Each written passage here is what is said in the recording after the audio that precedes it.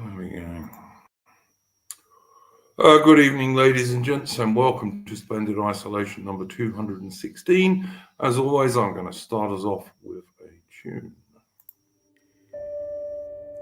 Take up the white man's burden, send forth the best ye breed. Go bind your sons to exile, to serve your captives' need, to wait in heavy harness on flooded folk and wild. Your new God's sullen peoples have devil and have child. Take up the white man's burden, in patience to abide, to veil the threat of terror and check the show of pride. By open speech and simple, 100 times made plain, to seek another's profit and work another's gain. Take up the white man's burden, the savage wars of peace. Fill full the mouth of famine and bid the sickness cease. And when your goal is nearest, the end for others sought, watch love and heed and folly bring all your hopes to naught. Take up the white man's burden, no tawdry rule of kings, but toil of serf and sweeper, the tale of common things. The ports ye shall not enter, the roads ye shall not tread. Go make them with your living and mark them with your dead. Take up the white man's burden and reap his old reward. The blame of those ye better, the hate of those ye guard. The cry of those ye humor are slowly towards the light. Why brought ye us from bondage, our loved Egyptian night? Take up the white man's burden, ye dare not stoop to less, nor call too loud on freedom to cloak your weariness. By all ye cry or whisper, by all ye leave or do, the silent, sullen people shall weigh your gods and you.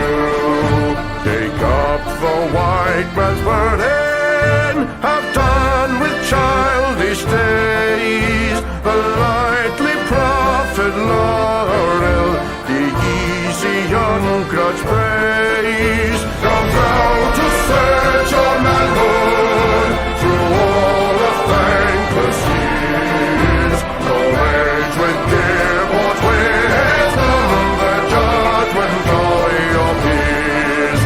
Take off the white man's burden through all of thankless years.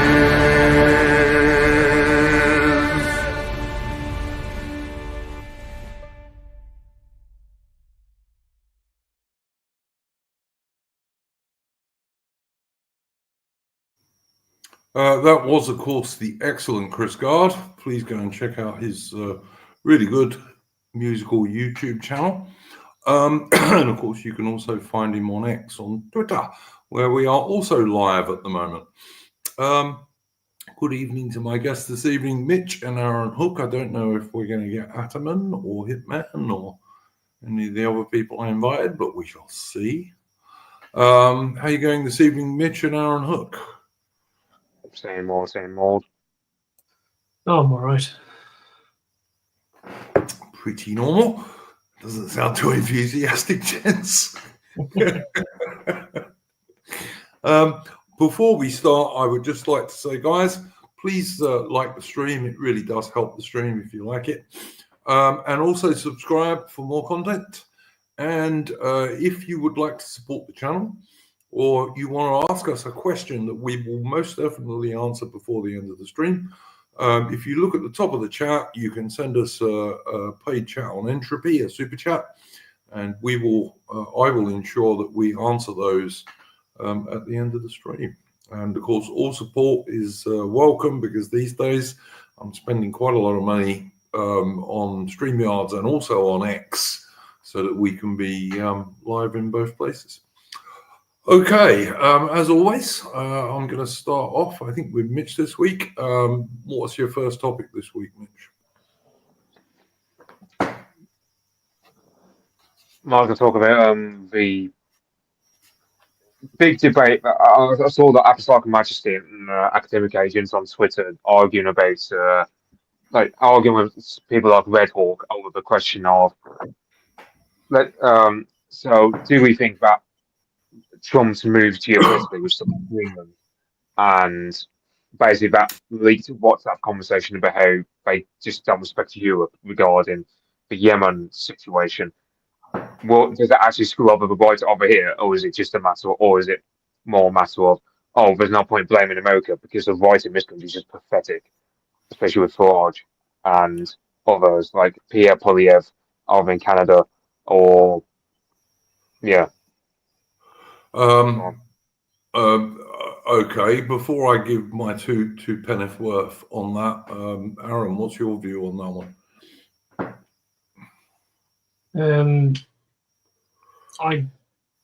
I think it's a mixture of the two. I think there is, on our side, it's the fact that the actual conservatism and actual right-wing thought in the mainstream parties is non-existent outside of places like Reform. And even there, you've obviously got problems with Farage. But at the same time, the Americans do cause troubles and difficulties. They are, for example, the people. It is the United States that gave the world the woke nonsense, and so I think it's a mixture of the two. Myself. Yep, don't disagree. I was watching Jack, who some of you will know, talking about some of this, and I broadly agree with most of the stuff that he was saying about that. I by the way, did send him an invite to the stream, but whether he will come on or not, I don't know. But yeah, I did think that he was broadly correct in that for years now, it has suited the American deep state. And I think one of the things that goes on with this is, and this is why you get arguments between British nationalists and American nationalists, is that people think you're talking about the people when you're not. You're talking about the deep state. You know, I'm quite sure that average Americans were not really interested in importing diversity into Europe. I don't think that for a minute. Did the American deep state want to do that? Yeah, probably they did. But that's not the same thing as saying most of the American public supported it, and it's certainly not the same thing as saying right-wing American nationalists wanted it, because I don't think they did. I think that's one of the things that happens when you're having this transatlantic debate that we seem to have all the time, is that people confuse the American public for the American deep state, which are not the same thing, never have been either. I don't think anyone does that. I think it's more a matter of, well, elite theory, as academic agent would argue. So that, you know, someone like Aubrey, for example, yeah, she's on our side. However, she's not in the Oval Office. So and I don't think she has a great deal of bearing on what happens from Trump's or Hegseth or JD Vance's point of view regarding something. No, of course. I'd also agree with that. That's my point, Mitch. That's my point. And it's the same with people like Semiagog or Red Hawk, or people who I like, by the way. I've streamed with Red Hawk several times. I've streamed with Semyagogue. I'd like to stream with Semyagogue again. I think he's got a very intelligent channel. Don't always agree with him, but I think he's got an excellent channel. And I just, you know, Semyagogue and Red Hawk have no more influence on what happens in the Oval Office than Aubrey Alley does. You know, it's ordinary Americans just don't control this, as you're saying. Yeah, and also on the topic of France, yeah, I think France. I'm a lot more black-pilled about French than I am about this country, for example, because at least with this country we've got a lot. You know, it's only really Blair that onward that we've really screwed ourselves with all this. Whereas with the French, they'd have to repudiate everything going back to 1789. So the French have even worse intellectual tradition to pick apart. Whereas in this country, you know, we're generally, for the most part, all right up until stuff like up until Clement Attlee and then later on Tony Blair. Yeah, don't disagree, man. But yeah, I do look. I mean, we were talking about this before we went live. With regard to Greenland, the fact of the matter is that Denmark couldn't defend Greenland. They don't spend enough money on defence, and they're a very small country anyway. You know, they're about the size of Scotland in terms of population. Do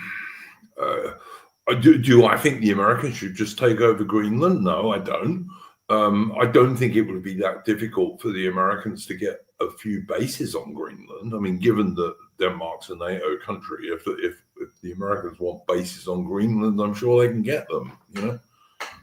And the other thing I would just say before I hand it back to you, Mitch, is that it's annoying to me that I see British right-wing people talking about this. Because we just gave up the Chagos Islands, the British Indian Ocean territory. And that's what we should have been moaning about in Britain. And I was, by the way. Yeah, the other thing I was going to say, I don't think Trump has fully thought for it over. The thing is, you've got the Eskimos who live there, right, who make up 84% of the population. They're basically just an Arctic version of Aboriginals. You know, they just get drunk all the time and beat their wives. We're not particularly. Listen. I don't know enough about the Inuit in Greenland to say that, but I'm sure it might be true. But yes, they are basically the northern version of like the Native Americans. Yeah, absolutely. Well, I'm going off what Survivor Jive said on loads of season. Survivor Jive knows a lot more about this than I do because I don't really know too much about the Eskimos or Inuits or whatever. Well, yeah, Survivor Jive would know about that because the first settlers there were the Vikings. So yeah, absolutely. Yeah, because the thing was, the first settlers there were Scandinavians. However, by the 15th century, the Scandinavians had to leave for reasons that we don't fully know as of yet. Meanwhile, the Eskimos or Inuit, whatever word you want to use, they arrived there around the same time the Maoris arrived in New Zealand. So the Eskimos, they aren't really as native as people think.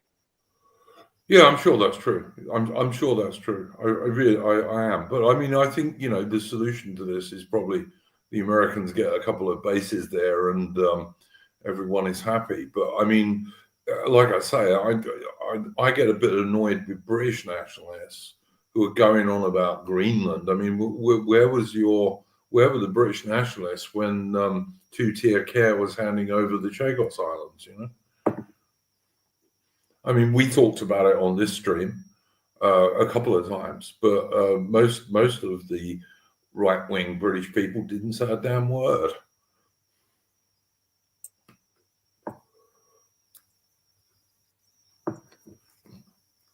So yeah, I mean, you guys carry on. I mean, that was all I had to say on it, really. I would just say there were a lot of people who are my mutuals who were very, very vocal about the Chagos Islands. So I would say that a lot of British right-wingers were quite vocal about the Chagos Islands. So I would disagree with you there. I saw some people talking about it, and like I say, Aaron, we talked about it on this stream at least twice, but I didn't see a lot of the people on X, you know, on Twitter and what have you, the prominent right-wing people. I didn't see many of them talking about it. One or two, yeah, but not many.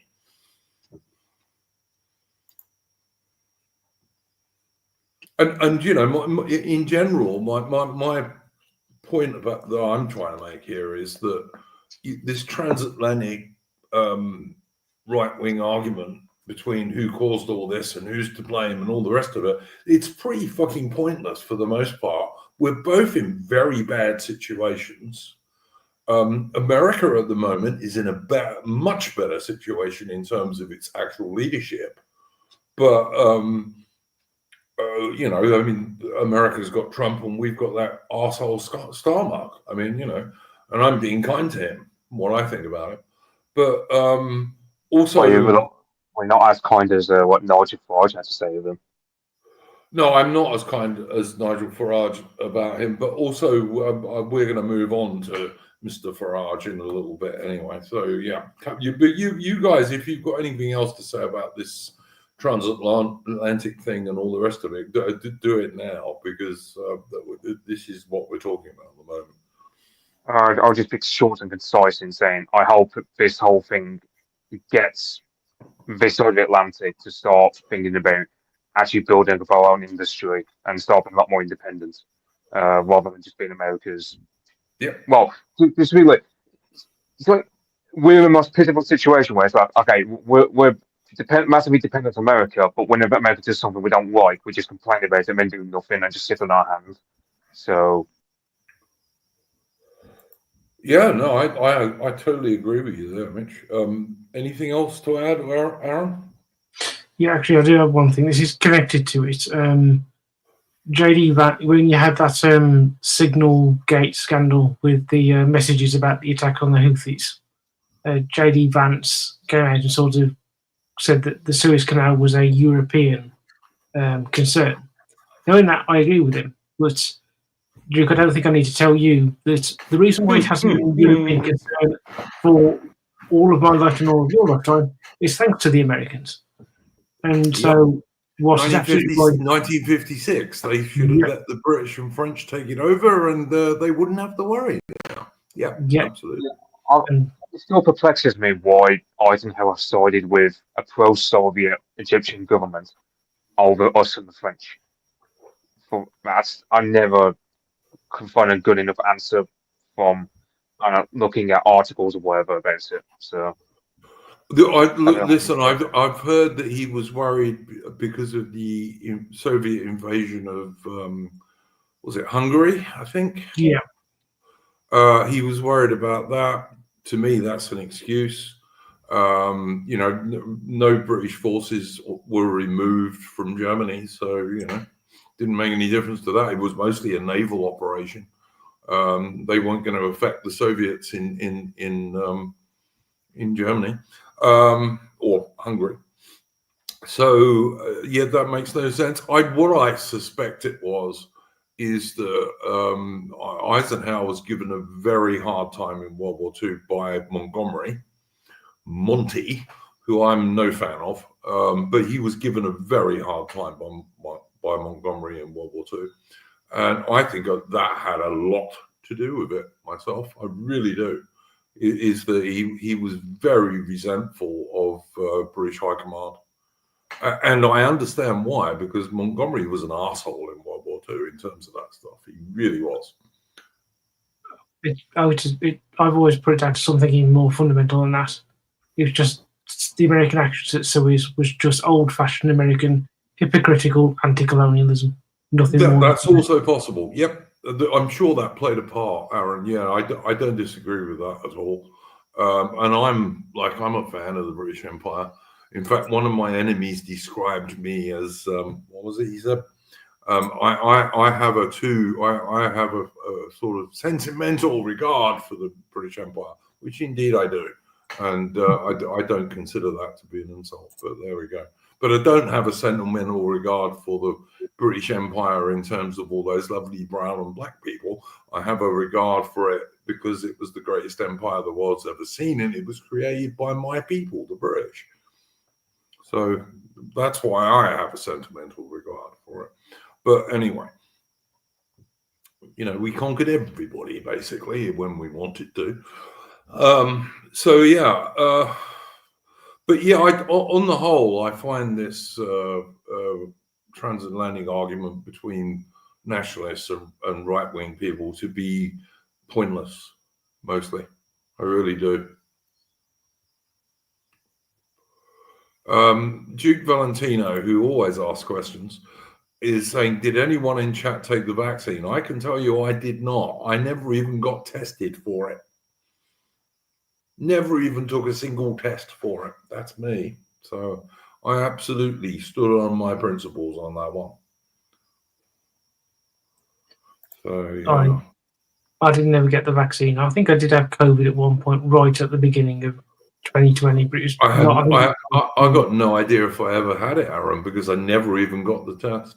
The only time I got tested for it was when I had a heart attack after it was all over, and they wouldn't give me the operation. I had to have a triple heart bypass, and they wouldn't give me the operation unless they tested me for it. That was the only time I ever got tested, and that was after it was all over anyway.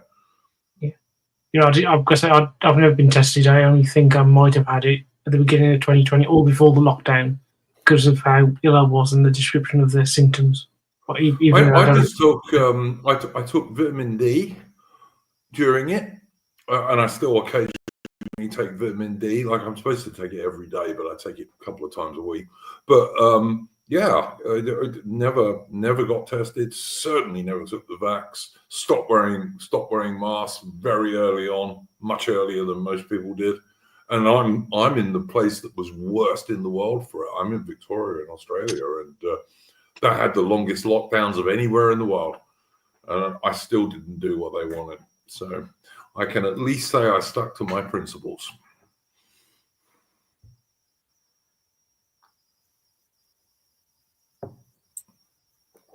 So yeah, there's that. Mitch, any final thoughts on this particular topic? No. I've said all I plan to say. Yeah. I would just say to Queen Dumb in the chat. Sorry, I got rid of the thing. The thing is, you see, the British government had decided in the 1920s, pretty much, they were going to give India independence. They hadn't decided when, but they pretty much had decided they were going to.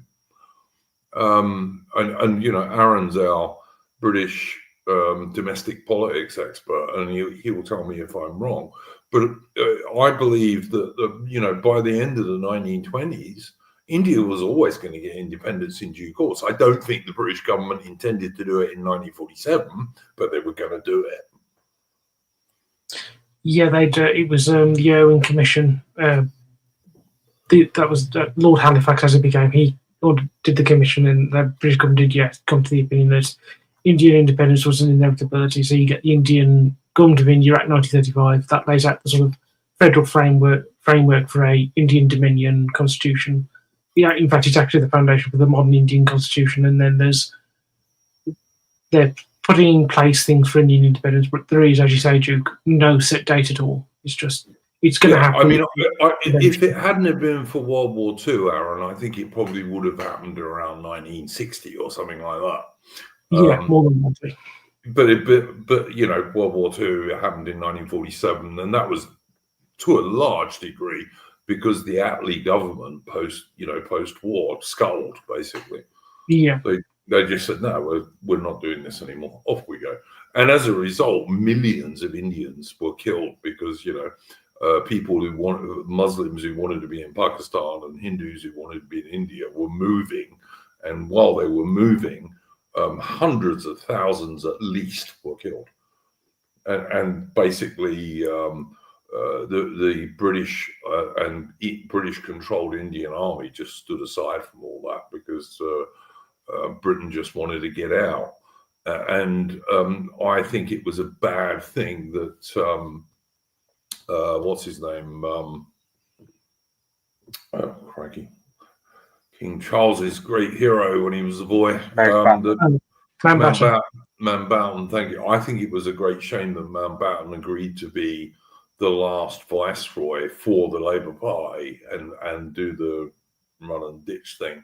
And of course, he paid for it because his wife was having an affair with Nehru, the Indian So he was totally cucked by Nero, the Indian nationalist. But anyway, there we go. And serves him right, if you ask me. But yeah, well before World War II, the idea that India was going to stay British had been abandoned by the British establishment, basically.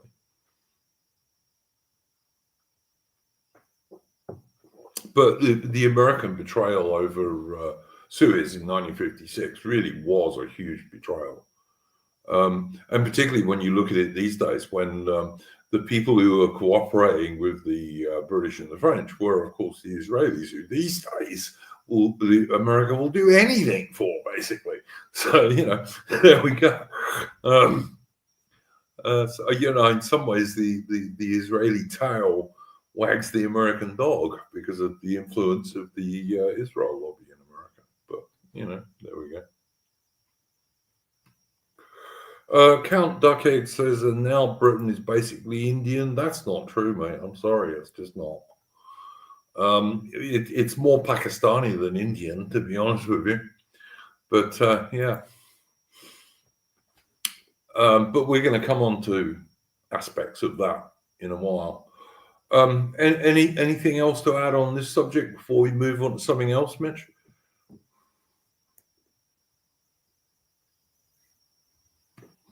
Okay, I presume not, because Mitch is muted. No. Okay, mate. Aaron, did you have a first subject for this evening? Well, I was actually going to bring up that with J.D. Vance and the Suez Canal, but I'm just trying to think of something. If actually, I haven't seen the program, so I don't know what it's like. But I do wonder if we talk about the issue about the program Adolescence, sort of all the stuff going on around that. This is the program for anyone in the chat who doesn't know, where, like 99.75% of the time, you get white people who are made into black people or brown people these days.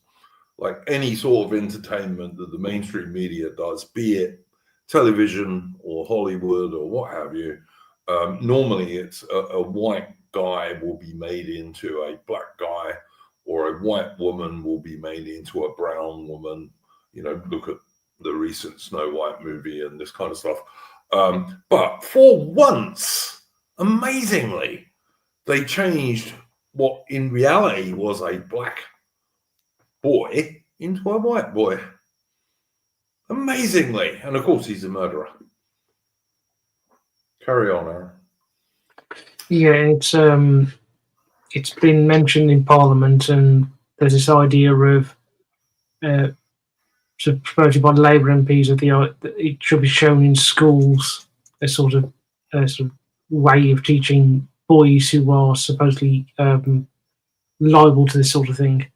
And they've also mentioned Andrew Tate, which I always find very funny, because if you actually look at the demographics of Andrew Tate's audience, it's not young white boys who are his audience. It is non-white boys and overwhelmingly Muslims who are his audience, which rarely ever gets brought up. And it is very funny when you listen to people talk about the effect of Andrew Tate on young white boys. And this whole thing has been turned into a great sort of cause célèbre by sort of the liberal left, which is just absurd when they are using a fictional program, which yes is based on real events, but real events with Afro-Caribbean, the real perpetrator of this murder was an Afro-Caribbean young bloke, not a white bloke at all. Yeah, and as you say, they completely distorted the thing, and they're using it as if it's some kind of great representation of reality, which is just ridiculous. Well, they just hate white men, Aaron. That's the truth of it. And as a result, they hate white boys too. And anything that will undermine and make less confident young white Anglo-Celtic men, or just white European men generally, they will do anything because they hate them. the mainstream media and the intelligentsia and our so-called elites absolutely hate and detest white men, and especially young white men, because they're the only group who have enough independence that they might rebel against them. That's the truth of it, in my humble opinion, anyway. Yeah, and it just shows how out of touch they are with everything. That they're using a TV program. It's not even a documentary, which if they spread somewhere like BBC or Netflix, are biased. This is a Well, I mean, TV. if it was they'll never make the documentary, Aaron, because then they'd have to use a young black kid, and they won't do that. They just won't do that. You know, they even defend people like vile monsters like Axel Rubicana get defended. Yeah, and actually connected to this, you've got that the sentencing guidelines, the ones that are the new ones that are coming in, where if you think, I'm not sure you've seen this, Duke, where if you're an ethnic minority, if you're a white man, you'll get a longer sentence than if you're an ethnic minority. Because why, Aaron? What's their excuse? Apparently, it's a matter of taking their crime in context. What? So, in other words, if a black guy rapes some little child, that's less serious than if a white guy does it. Is that right? Pretty much, yeah. That's their argument. All down. What a lovely world we live in. Yeah. Just to look at Steve, to live in fiction. I've noticed on my Instagram as of late, on my normie feed, I've just been flooded a lot more with people going, "Oh, I watch Adolescents and I think X, Y, and Z," and these the first thing I noticed is that it's all women. It's all basically, let's say, middle class white women, or like women with university degrees anyway, over the age of 30. Pretty much. That's the only demographic I've seen who are actually watching Adolescents in high enough noticeable numbers. And also, in terms of the whole living in fiction, there's a scary amount of a population who are actually like that for just living fiction. They, for example, they can't conceive of a world other than it being defined in terms of Harry Potter. That's a code of morality. So, for example, someone like ourselves are literally Voldemort if we should ever become high profile enough in politics because of the way we think about the world or something. I was hoping to avoid the topic of Gary Stevenson because I just find him. I've never heard of him, Mitch. I've honestly never heard of him. Who is he? Same. Or I just hear him all over the place. Navarra Media platformed him. They was all over the place like a hot turd, and I just, so Dan off of Seats has made like a segment, I believe, just basically telling the audience, oh yeah, his idea about wealth taxes or whatever is just communist claptrap or something. I just see this guy all over the place, and I just don't particularly want to think about it because it's just. Yeah, I've honestly never heard of this guy, Gary Stevenson. It's the first time I've seen his name. And I follow this stuff, so I don't know where he's being pushed. I mean, they're saying Twitter, YouTube. I've never heard of him, honestly. He's actually who I was going to come on and talk about. Oh, okay. Well, adamant. And welcome, by the way, mate. Very glad you managed to join us this evening. I know you're pretty busy at work these days. Carry on, mate.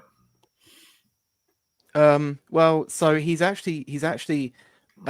a bit of a resurgence, but he has been around before. He would sort of come around.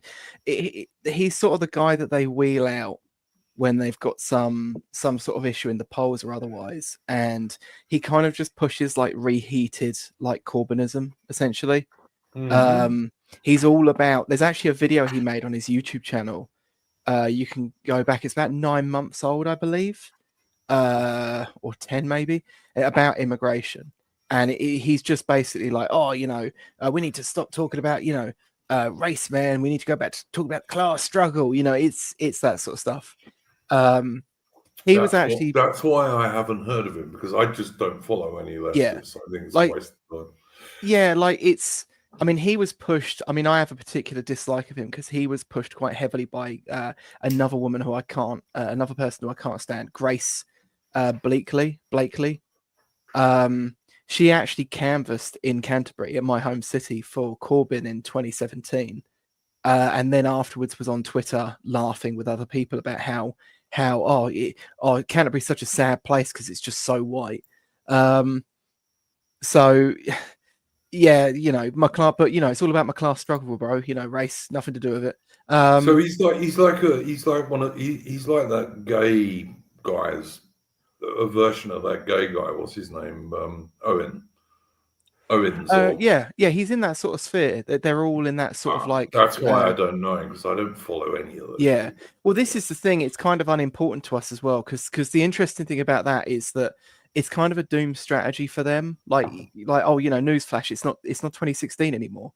You can't really, like, we've all kind of moved on. There have been lessons that have been learned. The only sort of thing that this sort of works for, you meet these people, they're like Peter Pan types from like the normie sphere, and they still want to deeply pretend as if like Tony Blair's still in office. And it's like, you know, the good vibes of the early noughties that only a select part of the country could actually enjoy. Yeah, there's even, I mean, this puzzles me, right? There are people who I like, and at least to some degree respect on the right. They're not as right wing as me or you or anyone else on this stream, but they are on the right without a doubt. But they seriously want to go back to the 90s. And Yeah. like, to me, that was when the rot set in. And that even before Blair, that's when the rot set in, really. Yeah. You can't just go back to the 90s, because if you do, it will just creep back to where it is now anyway. Yeah, I mean, like David Distributus, I remember a while ago, made this point about that book Foundations by Asimov. And he was like, you know, the book is essentially about the idea that you're going to like reset the empire back at the golden age, but you can't keep doing that. But of course, like the 90s is way past the golden age. Like, if you go back and look at these street videos, it's like we look at it now and we go, oh, look how good it was, because compared to now, it does seem a lot better. But if you watch like videos of like street videos of London in the 90s compared to like the 1920s, it's you know, the people look like slovenly and dejected. Like there was a certain optimism in the 90s, but it was just sort of like a mild rejuvenation that only lasted for a few years.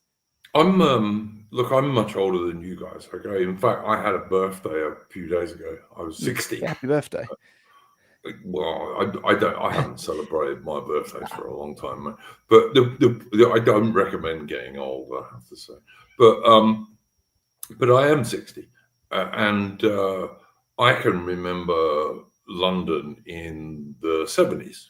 Okay, so 20 years before what we're talking about here. And even in the 70s, my primary school in London had probably 10 black and Indian kids in it. Okay, maybe 12, 10 or 12 out of several hundred. But you could see the way things were going. And even when I was a teenager, so in the late 70s, early 80s, Brixton was already like basically a black area. Yeah. And this is in the late 70s, early 80s. This is way before the 90s that some of these people think was a great time. We've got to go back well before the 90s if we want to do a reset in Britain. Yeah. I mean, I think Tomb of Arminius said my colorblind 90s was a fiction. Yeah. I mean, one of the things about the 90s was it was probably the closest to a colorblind society that we've had since mass immigration. Because like you say about Brixton, like London's population post Windrush just declined and declined and declined. For a lot of people, large parts of London just seemed unlivable. I think London went from like 8 million down to 6 point something million. Well, I'm old enough to remember when Peckham was there were probably 15% black people in it. Yeah. Which these days, of course, Peckham is almost entirely black. Yeah. In the same That's the way thing, that though. even when I joined the army when I was 18 in 1983, Brixton was entirely black, even by then. Yeah. And that's the thing, though. It doesn't take many for an area to really decline quite fast. Yeah, because the more immigrants who move in, the more white people move away, and before you know it, you got another black area or brown area. Yeah, I mean, you can see this actually. There was a guy a little while ago who was trying to say that immigration doesn't affect house prices, and he was looking at charts based on like local areas. So he was saying like the localized house value to like this one borough. When immigration increases into that borough, the house price actually declines. It actually falls. Yes. But the reason for that is because the people in the area can't move out fast enough. And they're all selling up, and then there's a glut on the market of houses for sale. Yeah, of course. And what you see if you look at the bigger picture is that the house prices across the surrounding areas increase. I remember there was I found this quite red pilling, but there was this BBC Three documentary a few years back. It was actually I only saw it because it was posted by that guy, that YouTuber Saint Harrison here on YouTube.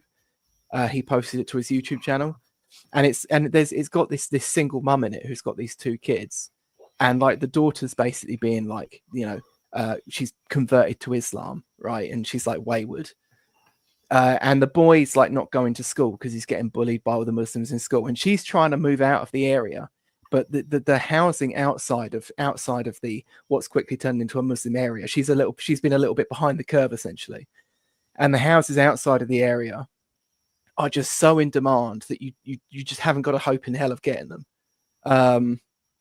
especially if you're someone that's not financially particularly well off. So she's just kind of stuck in this mess, and of course she's just completely incapable. She isn't equipped to deal with these issues because she's just some Gen X, mild chitlib working class person essentially. So, but yeah, and it's like, but yeah, the thing is with these people like this guy, like it's kind of this Gary Stevens, or it's kind of a doomed experiment for them, because we're not going back to that. People have kind of moved on. Even to the idea that it's like reheated Corbynism. Like Corbyn was not that successful. He was probably one of the most successful Labour leaders that never was.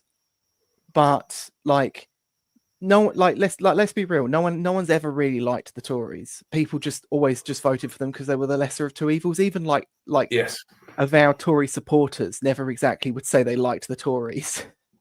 No, I'd agree with that, and I used to be one a long time ago. Although I always hated John Major. Yeah, I used to like Thatcher. I think she had her good points. I think she genuinely did like the British people. I think she made mistakes. Absolutely, she did. But particularly where British industry was concerned. But she was vastly better than John Major. Yeah. But yeah, even among like Tory party members, like none of them really like the Tories. They just know that they're ideologically closer to them than anything else. And it's like, so Corbyn, bearing in mind you had a spate of Tory governments that were just mediocre even by Tory standards. David Cameron, couldn't win a majority the first time round, did manage to win one the second time. Then you have Theresa May. And this is the time where Corbyn manages to actually squeak out a large vote share, but still doesn't win. As soon as a Tory comes along, you've got to say it's noticeable that the thing that killed Corbyn was not his extreme lefty stuff; it was his anti-Israel stuff. That's what really killed him. I mean, this is the thing as well. Like you can tell straight away he's not as much of a rogue as some people, even people on the right, like to make out, because he falls into the same trap that every establishment person does, which is that they can't talk too much on domestic policy because everyone's going to hate their solutions to domestic policy. So instead they have to talk about foreign policy all the time.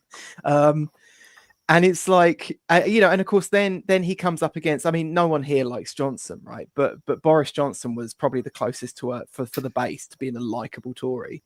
And it instantly in terms of a con artist, in terms of a con artist, of course, because he's a much worse man than he appeared.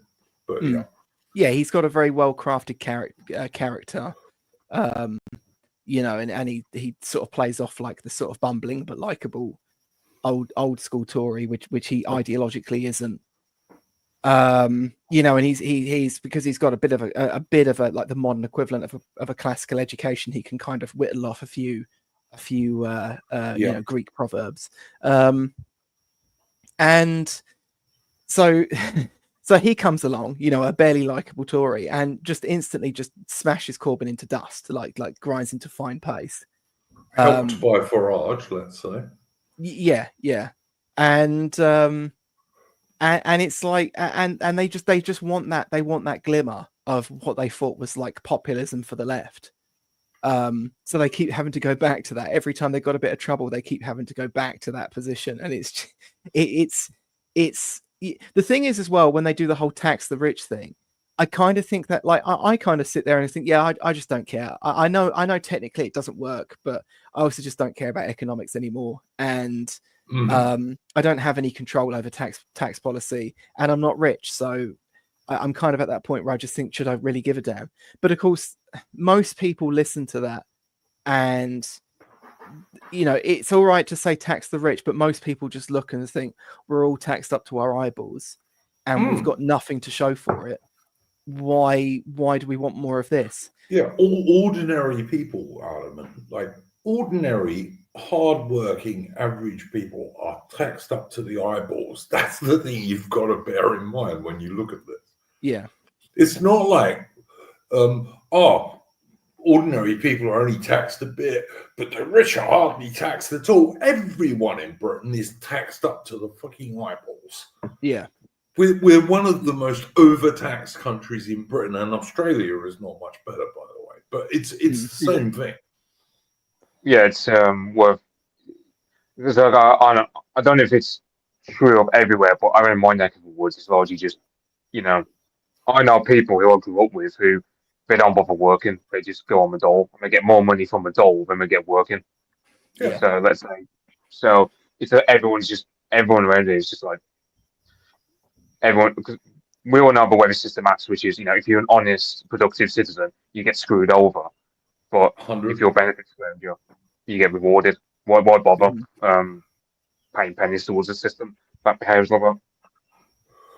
100%. Have you got anything else to add on what Adam was saying, Mitch?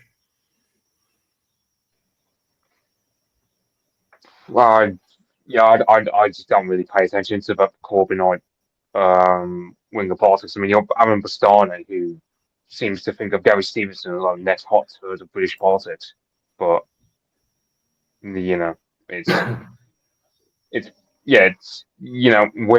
overtaxed. I mean, you've got what? I think it's something like because Max Tempest talks about wage compression, where the minimum wage is going up and up and up. It's going to come to a point where you're going to get the same amount of money working a warehouse job as you would, say, as a junior doctor, which at that point, there'd be no point. But you just get like a brain drain or something, because people who've got like uni degrees or whatever, they'll just go somewhere else, because what does that spell to you?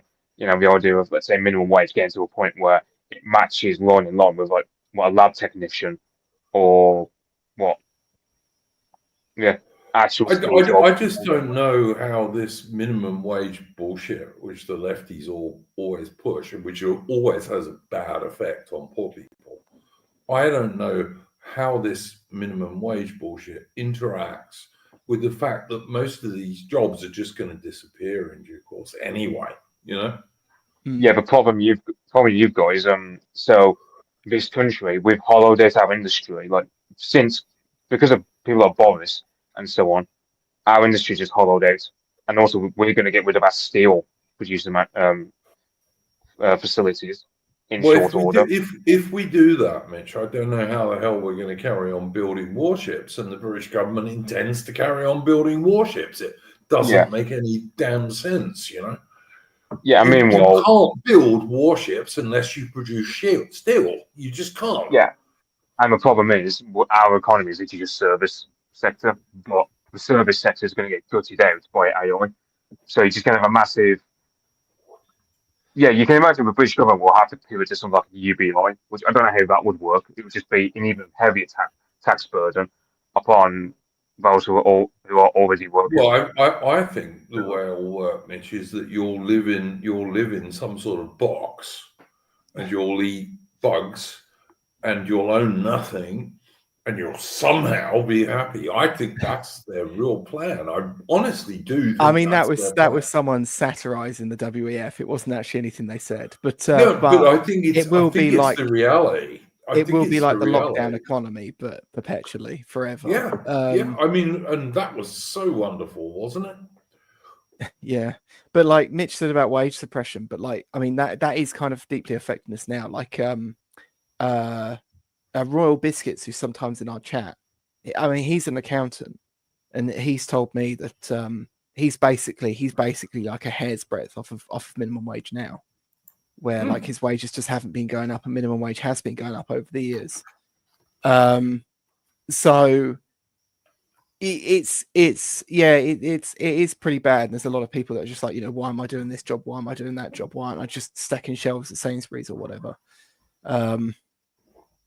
It's the wage suppression is pretty, and the thing is as well, like the thing is with like that whole sort of like them trying to like reheat the Corbynism thing is that it does just seem to go, it seems to be antithetical to what they're being like doused with all day long, because, you know, like people always say the whole Twitter isn't real life thing, but there was they interviewed some civil servant for an article that I believe was in the Times, and they said they basically said that everyone in the civil service was keenly aware about how toxic the Motability stuff was with the general public, which, I mean, there's been no general coverage by this with the public. This is something that's just come off of Twitter. But it is toxic. You know, people in my office actually were talking about this. And one of my colleagues told me that her cousin and his wife have his and hers Range Rovers on Motability, both of them on Motability.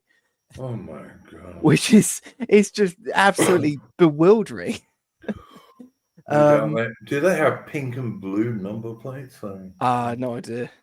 It's probably. Yeah. Aaron, did you have anything you wanted to say about this stuff? Yeah, just two things. But first of all, I agree with you that we're taxed way too much at the moment. I think before COVID, I know that the real rate of tax was somebody who earned enough to pay tax, which is £20,000 in Britain, had a real rate of tax of 50%, and I've no doubt that has gone up in the past 5 years. Aaron, is that allowing for like direct taxes like GST and all this kind of stuff? That buy something. Yeah, that's a real rate of tax is a combination of both the direct and indirect taxation. Yeah. And sorry, just quickly, we had Lumberg in our chat actually a while back. For anyone that is new, who isn't an old head, he has since passed away, which is a real tragedy. But I remember him saying, that. "What, Lumberg? Yeah, I didn't know that. No? Oh, no. Well, I didn't know he'd passed away. I'm sorry. Yeah, I'm pretty sure he has. He's gonna pop up in chat in a minute now and fact check me. But he used to say that it was like fast approaching like 65% tax burden on certain ends of on lower ends of the economy of the wage scale, which is just absolutely shocking to think about. But yeah, sorry, carry on. No, I can quite believe that. In fact, I'd be surprised if it's that low, to be honest. And with the Gary Stevenson stuff, he's obviously wrong, but he even gets his narrative wrong. He talks about the idea in the post-war era there being wealth taxes. There weren't wealth taxes. There was just high income tax, high inheritance tax, and high capital gains tax. So he doesn't even get the basic facts of post-war taxation great. And also I've got to say, I find him deeply irritating because of his fucking Stu's accent. But, yeah, great swimming. Yeah. Yeah, look, I can't disagree with anything Adam or any of you other chaps have said. And look, we talked about going back to the 90s, you know, the Fresh Prince era is not possible. It just isn't. It's foolish. And to me, this is a segue into something which I'm very interested in. But before I talk about this, let me just say this. It could very likely be the case that come the next general election, I will hold my nose very stiffly so I don't smell it, and I might vote Reform. Okay, because who the hell else can you vote for the most part? But I have got to say, I'm not impressed with Reform at the moment. Sorry, the Reform leadership at the moment. I'm not impressed with Nigel Farage, and I really do not like Zia Youssef at all. Don't like him at all. And some people have said that's because I'm racist. Well, it might be that, but frankly, if Zia Youssef was as white an Englishman as me, I still wouldn't like him. Okay, I'd still think he was a snidey little bastard, frankly. I think we need to talk about this a little bit, and to give it a bit of context. Let's say I think Rupert Lowe has been treated appallingly by the Reform leadership, which is basically Youssef and Farage. And Rupert Lowe is funding his own inquiry into the so-called grooming gangs, which of course are not grooming gangs. That's a euphemism. These are mostly Pakistani child rape and torture gangs, basically. And Rupert Lowe, unlike Reform, is actually funding a national inquiry into this. Now, Farage and Reform said they were going to, but dropped it. So, look, I think we have to talk about this. I think it's important. To me, Farage and Reform have dropped a lot. It's also notable that they have dropped in the polls. There's been a noticeable drop in the polls.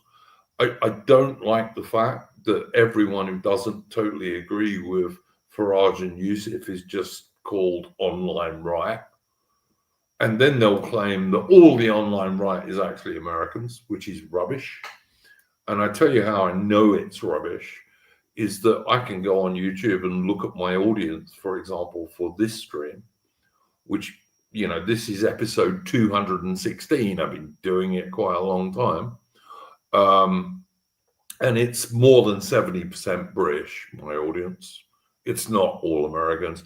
And even the other 30% includes quite a lot of Australians, Canadians, Irish people, and Europeans, as well as Americans. So it's not all Americans, which is what a lot of Youssef and Farage apologists will try and claim.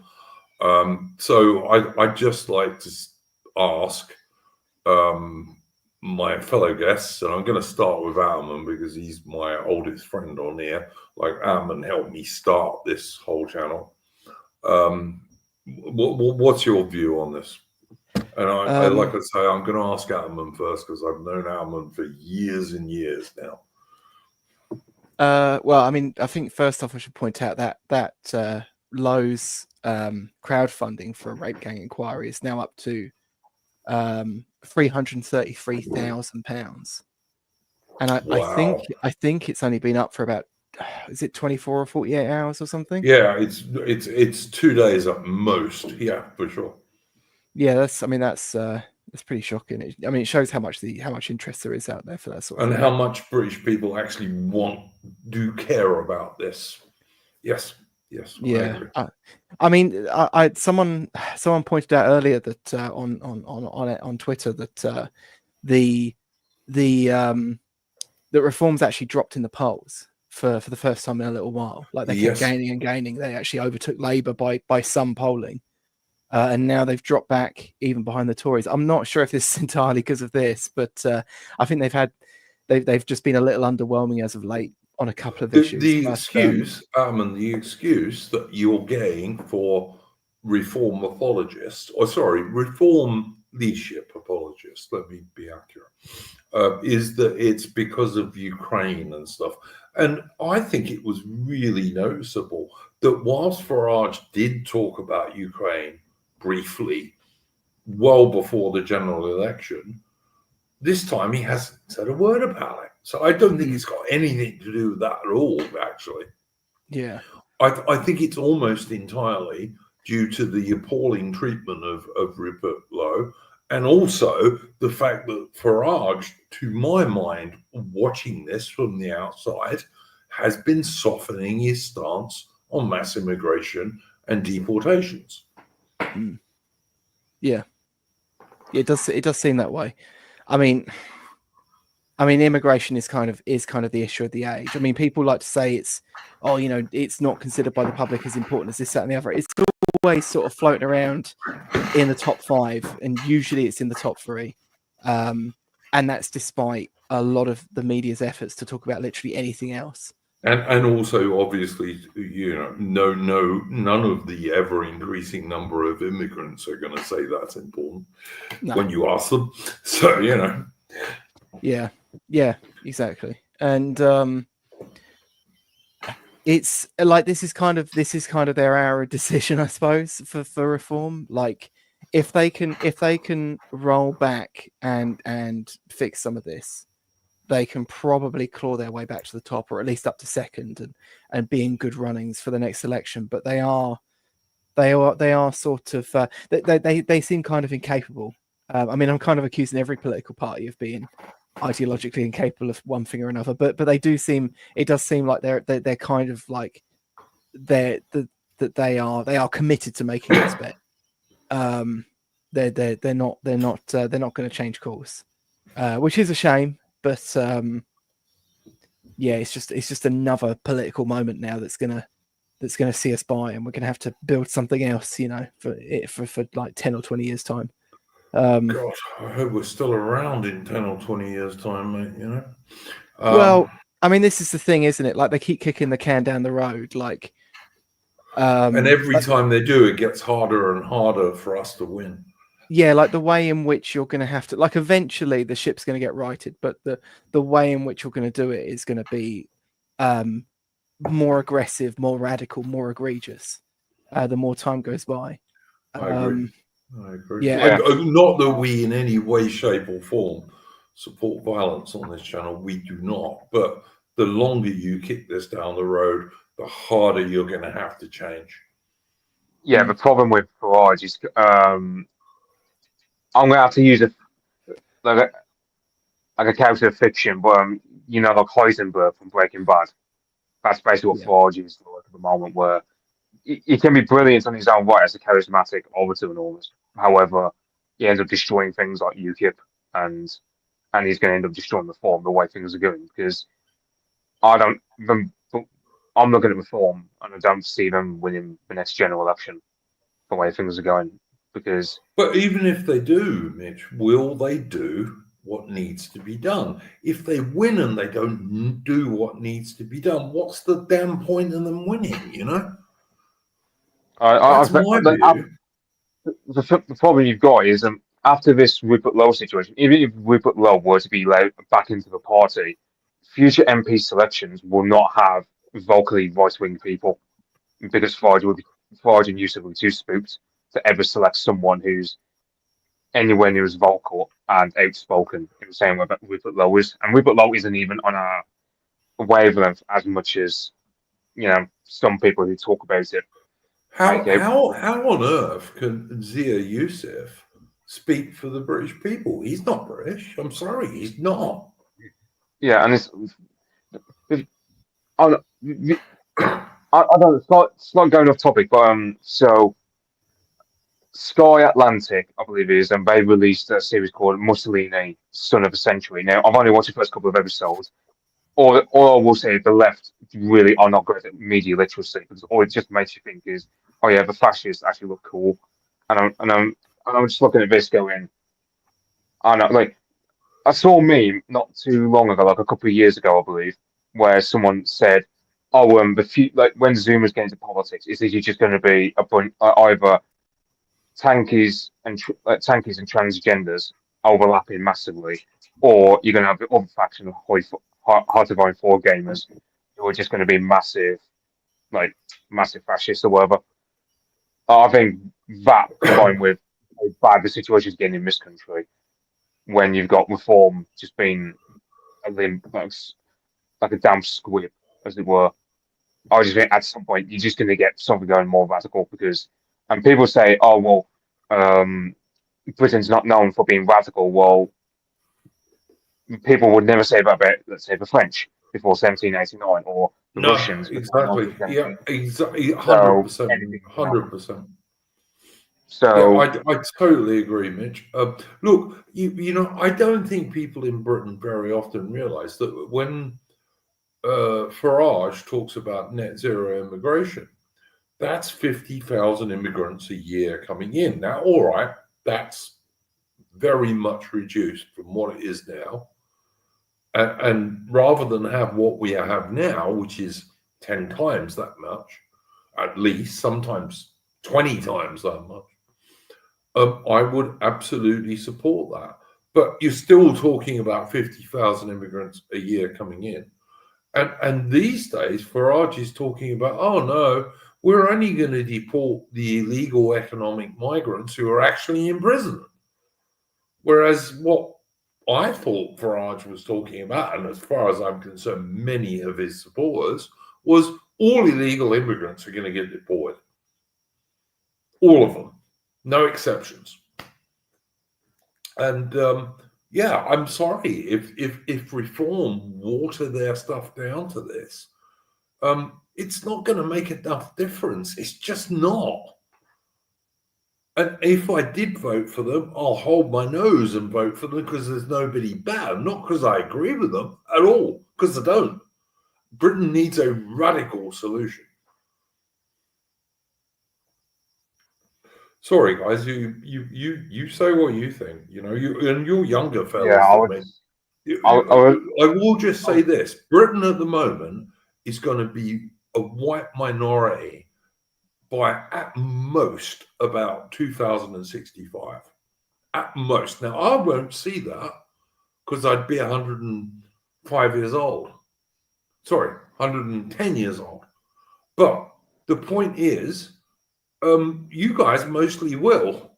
So I would just, you know, you've got to have a more radical solution if you want to say Britain is a worthwhile country.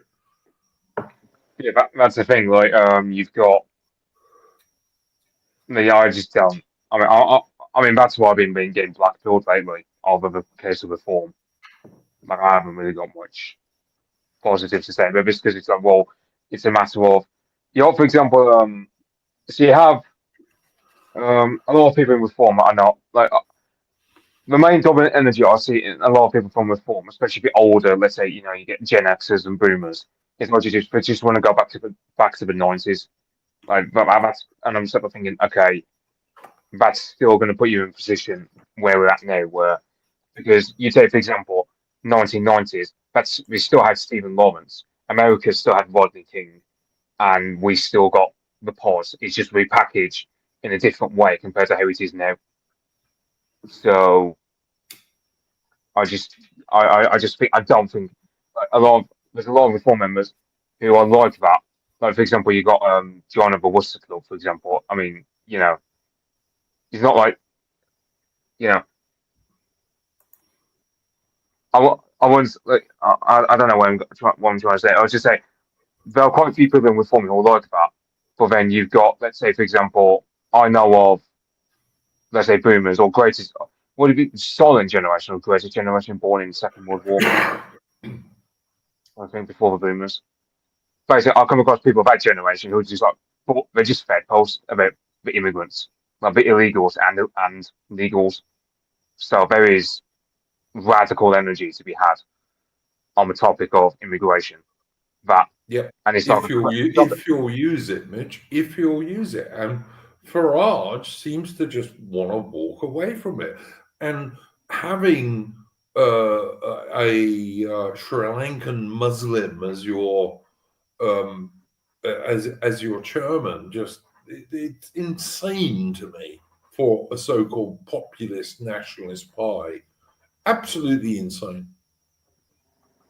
Yeah, I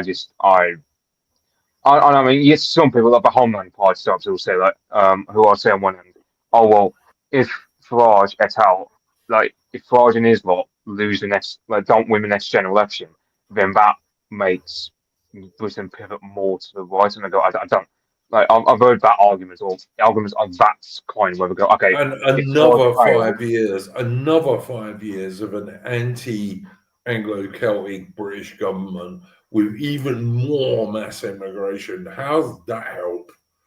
You know? Yeah, but basically the argumentation is, well, look, you know, it's accelerationism, isn't it? Like, you know, things carry on. I've never been an accelerationist. I don't agree with that, but yeah. The problem you've got is, so you look at the Soviet Union back in the 80s and early 90s. Yeah, but the system still collapsed, but there was nothing to replace it really. So everything just got destroyed in the collapse. As we were talking about before we went live, Mitch, the thing is, if you get that collapse, which I don't want to see, you're going to end up with, at very least, 10 to 15 to 20 years of absolute chaos. At least. Yeah. Can't happen quicker than that.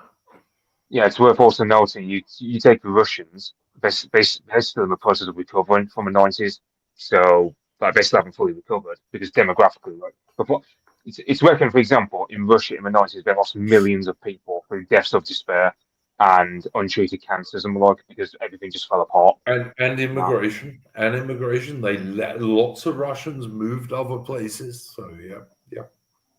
Same goes for Ukraine. Like Ukraine, they haven't had a reliable census since 2001, I believe.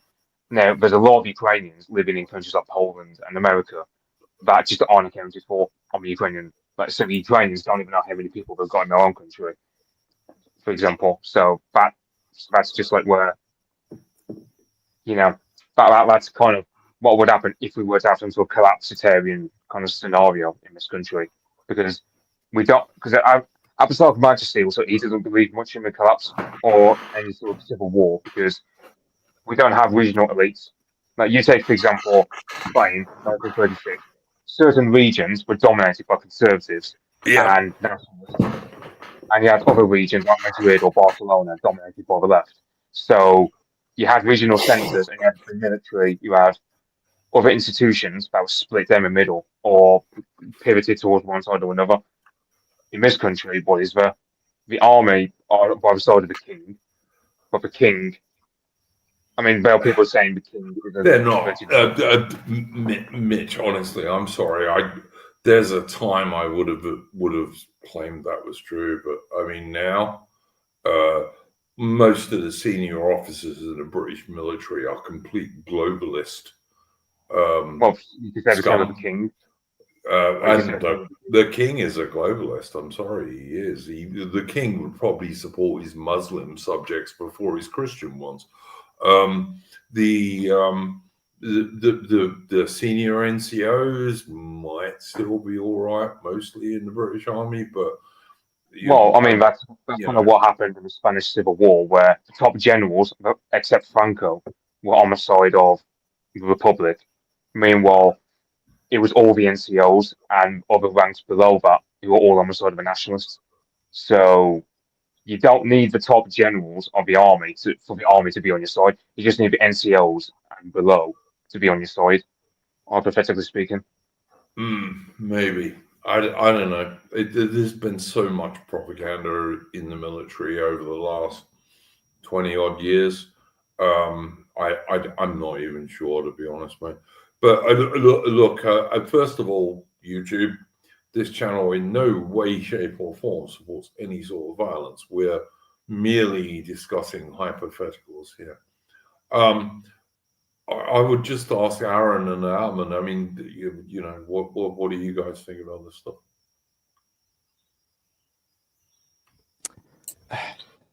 Yeah, Aaron, you go on this one. Oh, I doubt we'll get to that situation. But if it did, I would agree with you, Duke. It would be. I'd agree with Mitch that it would be like Soviet Union, where it would be a collapse, and then, as you said, it would be 20 years of chaos. And what comes out of the other end of that, God knows. Doesn't bear thinking about. Yeah, I mean, we had this conversation. It came up a little while ago about monarchy, and I remember you, Aaron, saying that like if the monarchy's gone, you can't really go back to it. And it's kind of like if you look at the idea of like a Caesarist figure, like that always seem to emerge after these sorts of things. Like the reason they come around is because you go through these sorts of revolutionary states where like they kind of make it out that nothing's sacred, that everything's up for grabs, and then you kind of come out, you go through this for so long that by the time you come out the other side, like literally anyone, as long as they're daring enough and strong enough, can just seize at power because everything is considered up for grabs. And you end up in this paradigm where you have these, like previously where you had kings, or at the very least like Republican-esque politicians living under kings like we do now, where people, you know, these leaders broke the rules, but they only broke them ever so often because they were worried about how much political capital they were burning through and so on and so forth. But when you get to a genuine Caesarist figure, they always break those rules. They have like the idea of political capital has no bearings on them at all, you know. And I mean, that's, you know, if a lefty ever wanted to make like a proper critique of Putin, that's the critique to make. But I'm not sure if they're really capable of doing that at this point. But yeah, that's kind of I suppose what you have to look forward to. Yeah, and of course, when if that does happen, if we do get some kind of strongman take power, that sort of Caesar figure, as soon as he dies or becomes weak, he will then be replaced simply with another one. This is why when I mentioned when we spoke about monarchy, I mentioned the fact that we would merely become a British version of an ex-Soviet state being ruled by a succession of oligarchic strongmen. That's, as you say, once all the rules are broken, when there's nothing sacred, that's what you get. Yeah. Mitch? Yeah, I can't really disagree with that. I mean, you take Russia for example. I mean, you know, they're not like after all the damage of the Soviet Revolution and whatnot, they can't go back to what they were before. They can go back to it in some ways. I don't know, they can try and bring back Christianity or whatever, but they can't go back to what they were before. Same with China. You know, China ain't going to be the same as they were before the CCP took power, before they got rid of the Qing dynasty and whatnot. So it's one of those things where the longer this goes on, the more damage that gets done and the more. Yeah, I agree. Yeah, the more damage that gets done, that's my view. It's like Aureali says democracy has not failed. I'm sorry, but it has in my country, Aureali. But anyway, it totally has in my country, in my opinion. And I'm talking about Britain. But also in Australia, it's failing here. Because in Australia, there's absolutely no one you can vote for.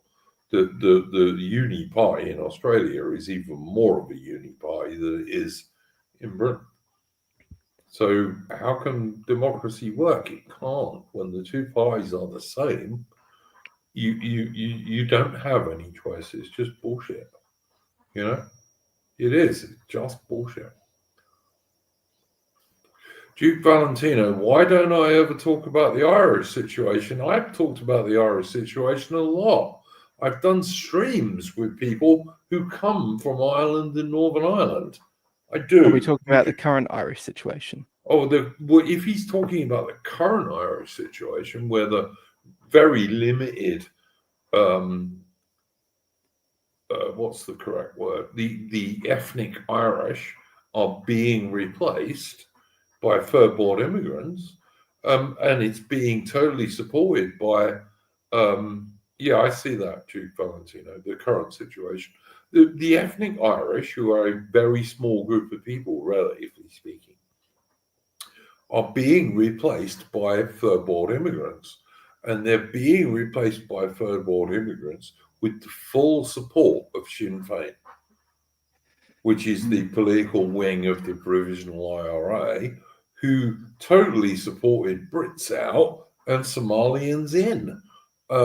So given I did 2 tours in Northern Ireland with the British Army, I have a certain bit of me goes, well, do you know what? Maybe you shouldn't have supported Sinn Féin, which is a Marxist organization, by the way, and always was. The leadership was always Marxist. And I noted that Nigel Farage, when he was in the European Parliament, said he always got on really well with a Sinn Féin European parliamentary MP, who was a coffin bearer for Martin McGuinness, who is now roasting in hell as the vile terrorist fuckwit that he always was. I mean, the Ireland one's kind of funny though, because like we really don't hear much of it like in the mainstream here. I made a little edit, like a little Bowden edit a while back, because there's a bit in, I forget which speech it is, but there's a bit where he talks about Ireland, and he talks about like the situation in Ireland, even back when he was speaking.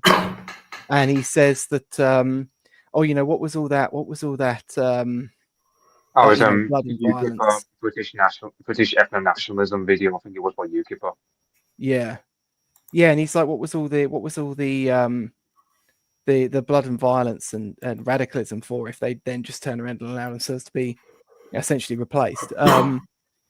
And it is funny as well, because you'll see like these Irish like lefties, and they'll have like hashtag, you know, Ireland for everyone, immigrants welcome, hashtag British out. You know, it's kind of it's kind of ironic, and you know, you got Sinn Féin running around at the moment, and they're like proclaiming that like all the anti-immigration sentiment is like British intelligence spooks, and it's like there were absolutely British intelligence spooks operating in Ireland, but like the direction of travel that these people are proclaiming is obviously not true. They would obviously be pro-globalist, but I mean, when I made that edit, I found all these clips of like diversity in Ireland enacting like sort of violence you see in places here. Sometimes even worse, because a lot of them are like specifically new arrivals from particularly barbaric parts of Africa. Yep. And it's just so weird, because it's like I had no knowledge of the extent of how bad some of this was. You know, like black people just walking up along traffic with a machete, like banging them against people's cars and threatening people and all sorts, and massive street fights, the whole 9 yards.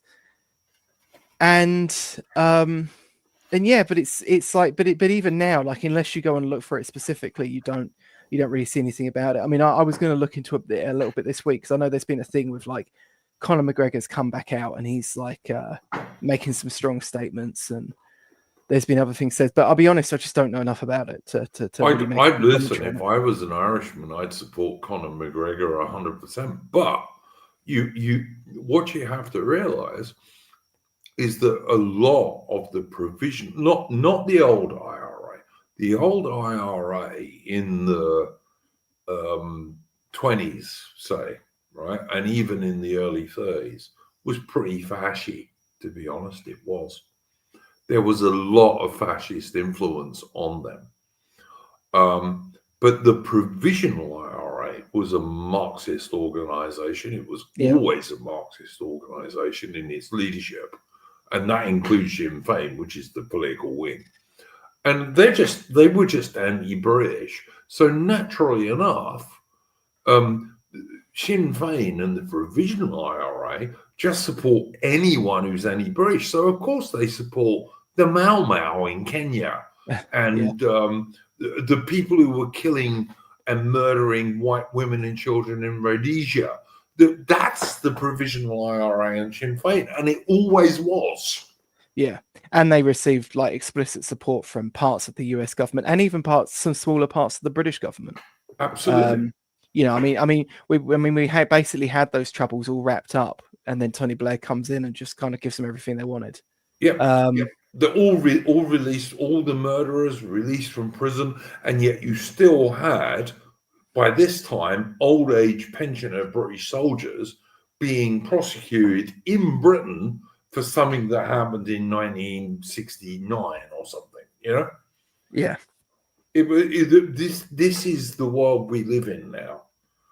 And anyone in Ireland who's an actual Irishman who thinks that, you know, Brits out, Somalians in is a good idea is a moron, in my opinion. Mm. Yeah, they have the same trouble with leftists there that we do here. It's a funny one. I mean, obviously the Irish thing's a bit awkward for us because, like, you know, we've got there's like an awkward history between our two countries anyway. But I'm happy to see Irish people fighting the good fight in their own place, the same as we're happy to help them if I can. Yeah, 100%, Armin. Dominus Diabolus says, don't the IRA have support from Gaddafi? Look, this is where people get things wrong. There is a difference between the old-fashioned IRA back in the 1916 and the 20s that was quite fashy in many respects, and the Provisional IRA, which is absolutely a Marxist organization, and to a large degree, so is Sinn Féin. So you can't talk about the IRA. You've got to talk about PIRA, the PIRA, and Sinn Féin, which is a totally different thing. And those guys, yeah, they did get some backing from Gaddafi, but they also got backing from the Soviet Union and the Chinese communists. All right, because they're Marxist. They were and still are Marxists. They're not pro-Irish people. They just didn't like anything to do with the West, and especially Britain. But, you know, that's just the truth. And, you know, telling people the truth these days is probably the biggest crime you can do, you know? I will just say one thing, Duke, that the IRA, so the anti-treaty IRA, which is the post-Civil War IRA, whilst it did have fascist elements, didn't have any problem working with the Soviet Union, which it did do in the late 20s to the early 30s. Oh, yeah. Actively spying on Britain and the United States. And just one more thing I'll add. For British people watching this, whilst yes, what is going on in Ireland is terrible, and we should rightly be sympathising with them. If those Irish people choose to, how should I put this, if they choose to follow the way of the gun, shall we say, and they are successful, once they have dealt with the issue at the moment in the Republic, do not be surprised if they then turn their fire on Northern Ireland. Which Farage has also been very weak on supporting, even though it's part of the United Kingdom, it's part of Britain. Yeah, look, as far as I'm concerned, when Farage said that he got on well with the Sinn Féin Euro MP, who have no power, by the way. The Euro MPs have no power whatsoever because there's no real democracy in the European Union, even if you believe in democracy. When he said he got on well with her, and she was a coffin bearer for Mine McGuinness, who was one of the most vile terrorists that's ever lived. Like, you know, if I'd have ever seen Mine McGuinness, I would have shot him in the face 5 times when I was in the British Army. But anyway, that's just me. And I would have shot him in the face 5. Well, actually, I'd probably shot him in the legs first, and then in the belly, and maybe then in the face, because I would have wanted the scum to suffer. But yeah, not someone I like. Let's put But it we don't that way. advocate violence on it. But we never advocate violence on this channel. That is entirely in Minecraft, of course. Yeah. But anyway, yeah. So look, I sympathise with my Irish brothers. I do, and my mother was born in Southern Ireland. But Sinn Féin is not the way to go, boys. It just ain't. No. You need real Irish nationalists in favour of Irish people, not immigrants. And Sinn Féin prefer the immigrants. Aubrey Ali, was he responsible for the bombings that killed the horses? He would certainly have been involved in that, yeah, because he was a very senior person in the provisional IRA at that stage, yes. But yeah, all right. I suppose Sefton, yeah, Aubrey Ali knows about Sefton, the horse that became a hero to every little girl and little boy in England. Very brave horse, who the IRA tried to butcher, along with many other soldiers and horses. But yeah, brave horse. Apparently he was a bad-tempered horse, but then I don't blame him. And I don't blame him for that. But he got hundreds of, like, thousands of, like, cards from little girls and little boys all around England because he survived that bullshit. But yeah, I've never been keen on making war on horses myself. But, you know, good job I wasn't in the 19th century because you wouldn't have had much choice. I mean, at least back then you had like kids were invested in elements of the national spirit. I think the last of that died when that book. Oh, what was that book's name? Was it the Daring Book for Boys? Could be. Sounds Daring. Yeah. Daring Book for Boys. I think when that sort of came off, you know, you'd see that in the front window of like every Waterstones. I think once that came out of the front window of every Waterstones, that was the last of that spirit sort of like ebbing away. Oh, it's been going all my life, mate. It really has. Yeah. Adam, and I, like, as I say, I was born in 1965, and my whole life, all of that pro-British, we're the good guys stuff has just been dying. And the strange thing is that one of the main things that's been killing it off has been World War II and the myth of World War II. That's one of the strange things. I mean, like, when I was very little, that myth was like, oh, you know, good British paratroopers or Spitfire pilots or Royal Navy sailors were doing this, that, the other. But that's gradually died even. And today you have this thing that everything Britain ever did was terrible, you know. Oh, and somehow we should be guilty for the British Empire, which I'm extremely proud of. It was like, it made the world a vastly better place than it was before it was there. Mm. But yeah, it's just these days it's a selective myth. You know, that somehow Ukraine is good, which is, Ukraine's one of the most corrupt countries in the whole world, always has been. And yeah, I don't know if you heard, I've only seen it in passing, but apparently there's an 18-year-old lad who went to volunteer in Ukraine and he got killed off by a Russian drone on his very first mission. And apparently, all the only comments, apparently, that the Ukrainians apparently who served near him, they just said, oh, he didn't stand a chance, basically. yeah, look, the Russians have got vastly more men.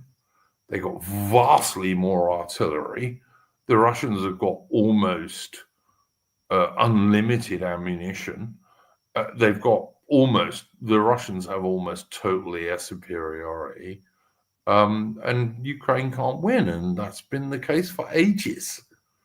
But no one gives a shit about that. Oh no, we'll fight to the last Ukrainian. But then you watch the Ukrainian SBU, which is the Ukrainian secret police, dragging young men off the street, often away from their wives and families, and their wives are screaming and their children are crying. And the Ukrainian SBU, they put plastic cuffs on these dudes so they don't run away, beat the shit out of them, chuck them in the back of vans, and they're cannon fodder. But somehow, like, the West supporting this is somehow we're supporting freedom. It's just total bullshit. It's total bullshit.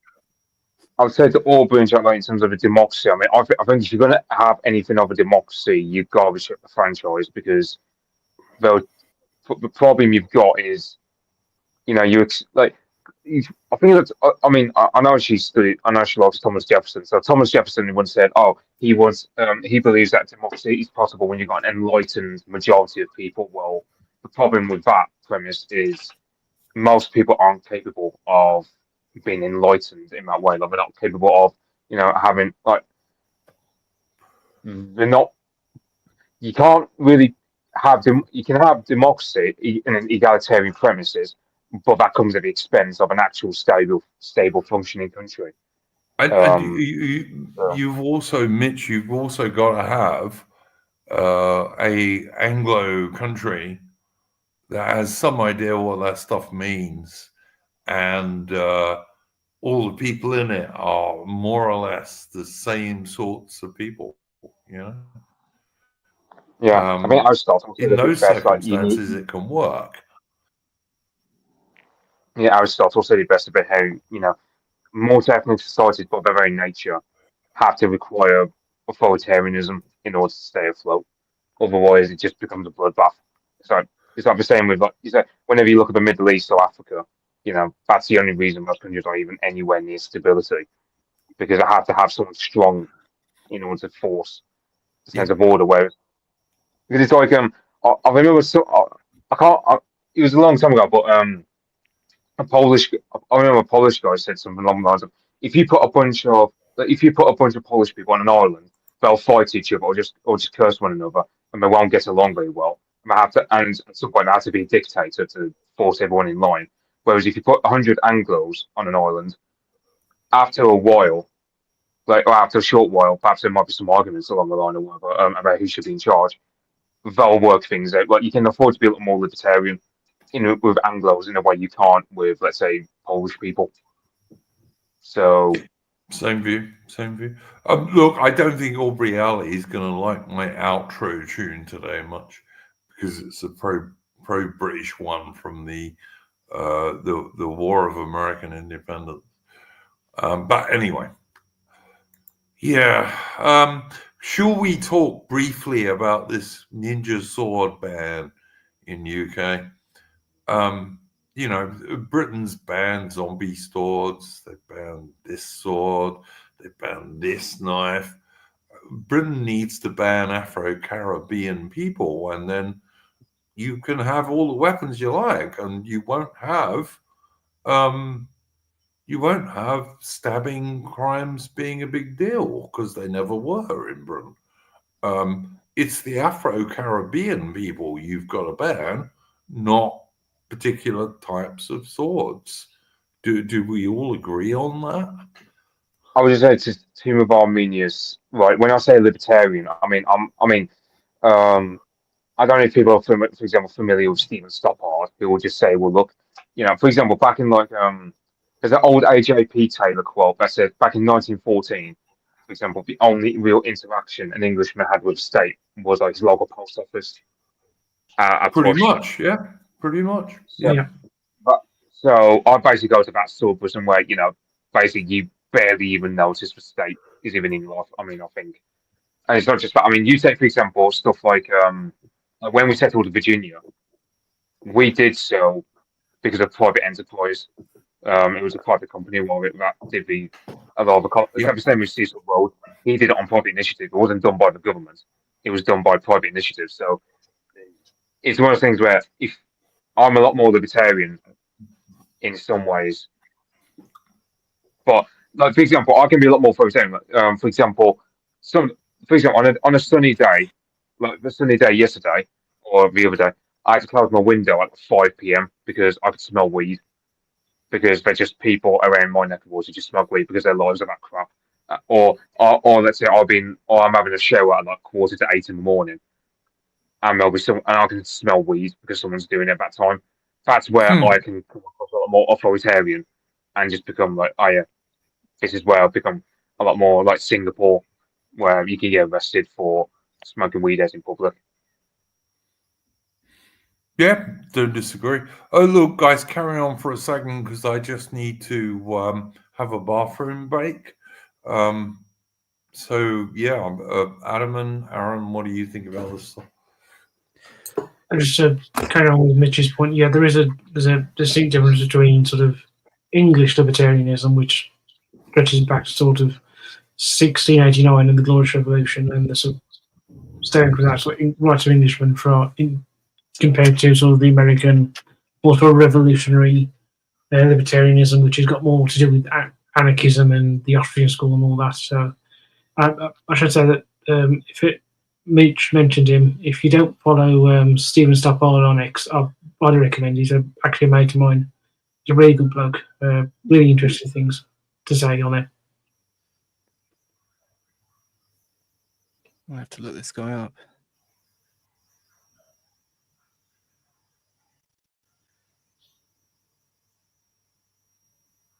Oh yeah, but yeah, I mean it is quite funny because it's like they called on the ninja swords.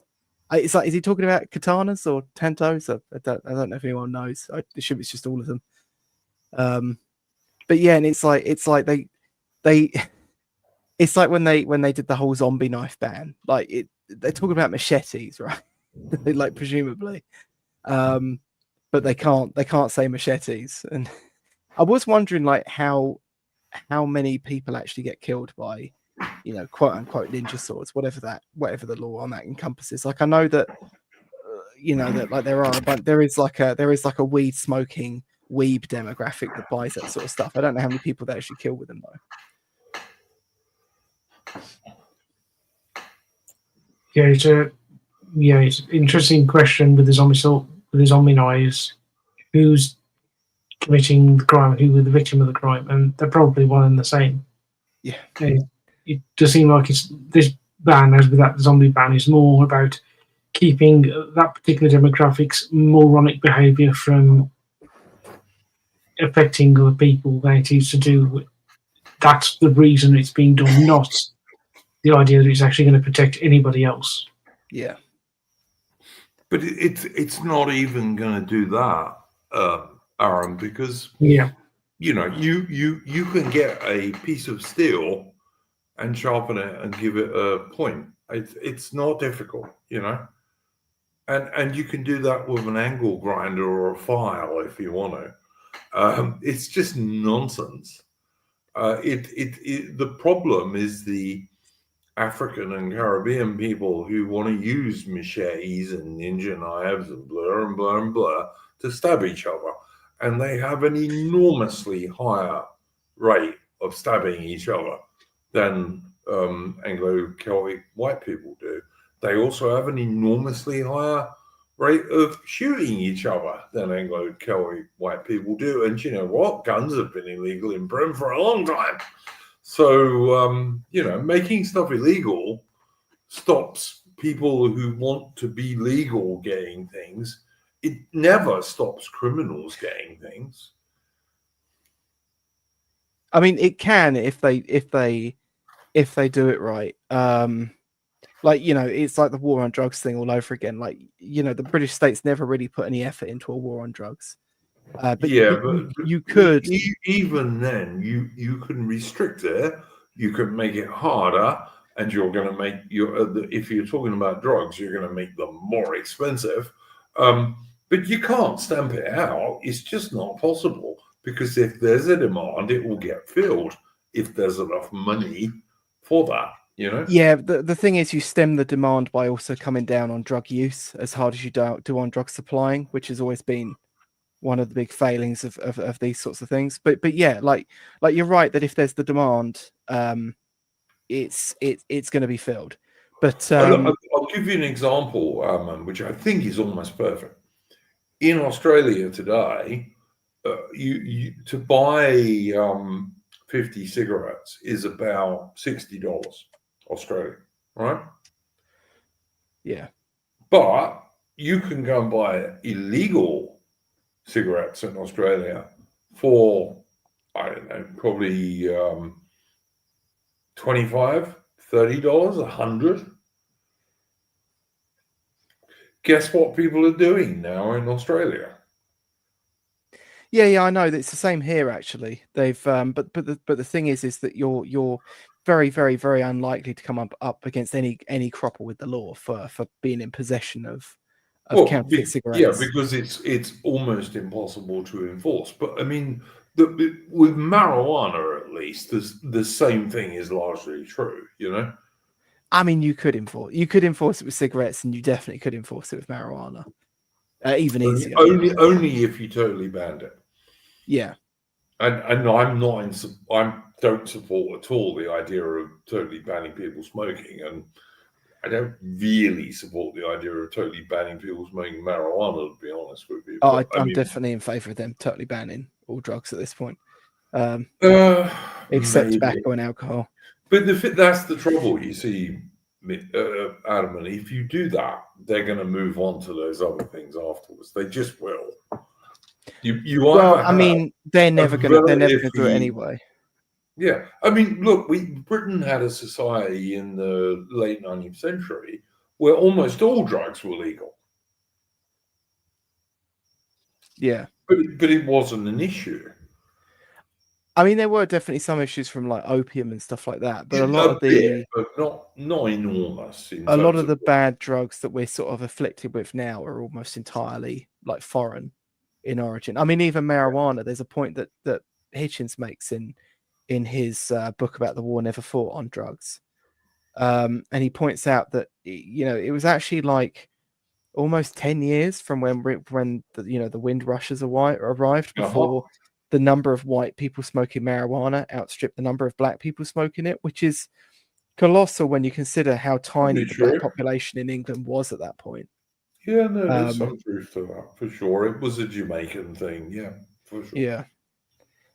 But yeah, I mean, if you go and look at like people like to constantly go on about how like prohibition didn't work, but I mean, prohibition did work. It did. People talk a lot about like the speakeasies, but in the grand scheme of things, like alcohol consumption massively went down. Like the point is, yeah, it did. The point is that you can ban things if the political will is there to do it, and if the government feel the need to do. And I think you will see this with like the smoking ban here. You're going to see the government come down harder on the smoking ban than they ever have on a drug ban. All I'm going to say, Adam, is that the ban on alcohol overall reduced alcohol consumption in America, but it also created the mafia. So I mean, And I would just add to that point, Duke. Prohibition didn't succeed because it was scrapped. It would have been successful if it was still in place, but it was scrapped just over a decade after it came in. It came in by an accident because a lot of American servicemen, etc., weren't allowed to vote in the referendum where all these idiot maiden aunt women who supported no alcohol ever voted for it. And the thing is, it also created the mafia. I mean, in America, the mafia completely owes its real power to the prohibition. And also people like Kennedy's father made his money as a bootlegger. I mean, that's how he became rich. So yeah, I would say that despite the law going, it was still successful though, because it actually permanently changed the drinking habits of Americans. did it? Yeah, Yeah, but it wasn't there to permanently change. It was there to outright eradicate drinking alcohol, and it did not succeed in that.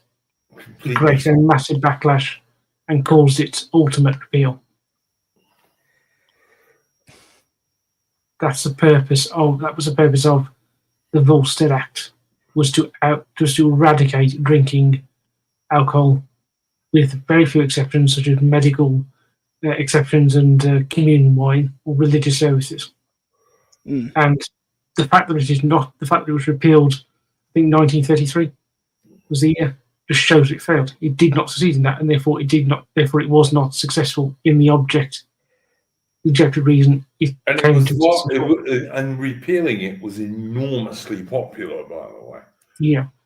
But even the political will that it was brought in under was kind of half-assed. Like, I forget who it was. I mean, he was kind of desperate for some cheap wins, and it was kind of pushed for office on the back of that. But the thing is, even then, like, I think they only had like less than 50 dedicated officers for prohibition, and even then, they still managed to like massively reduce it. And and it's like it does show you that if as the point I'm trying to make is that if you have the political will behind this sort of thing, if we actually dedicate ourselves to an actual war on drugs, you could largely stamp it out.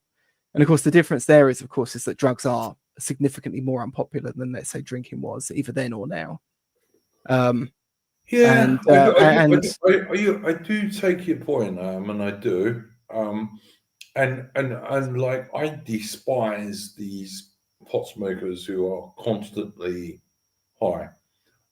I despise them. But you know what? I've smoked pot. I mean, I doubt many of us haven't. But occasionally, Yeah, but thing is, Volji, like, too many people smoke weed in very copious amounts because basically their lives are crap. Oh yeah, no, I agree with that. Like, for example, right? Let's say I wanted to walk my dog up the woods at let's say 5 p.m. Okay, what's the one thing I can smell? Up Cannock Chase. Oh, that's like weed. Oh, I want to have a shower at, let's say, 7:45 in the morning. What's the one smell that will permanently? Yeah, no, I'm agreeing with you. It's one of those things where I see what you're saying. Yeah, absolutely.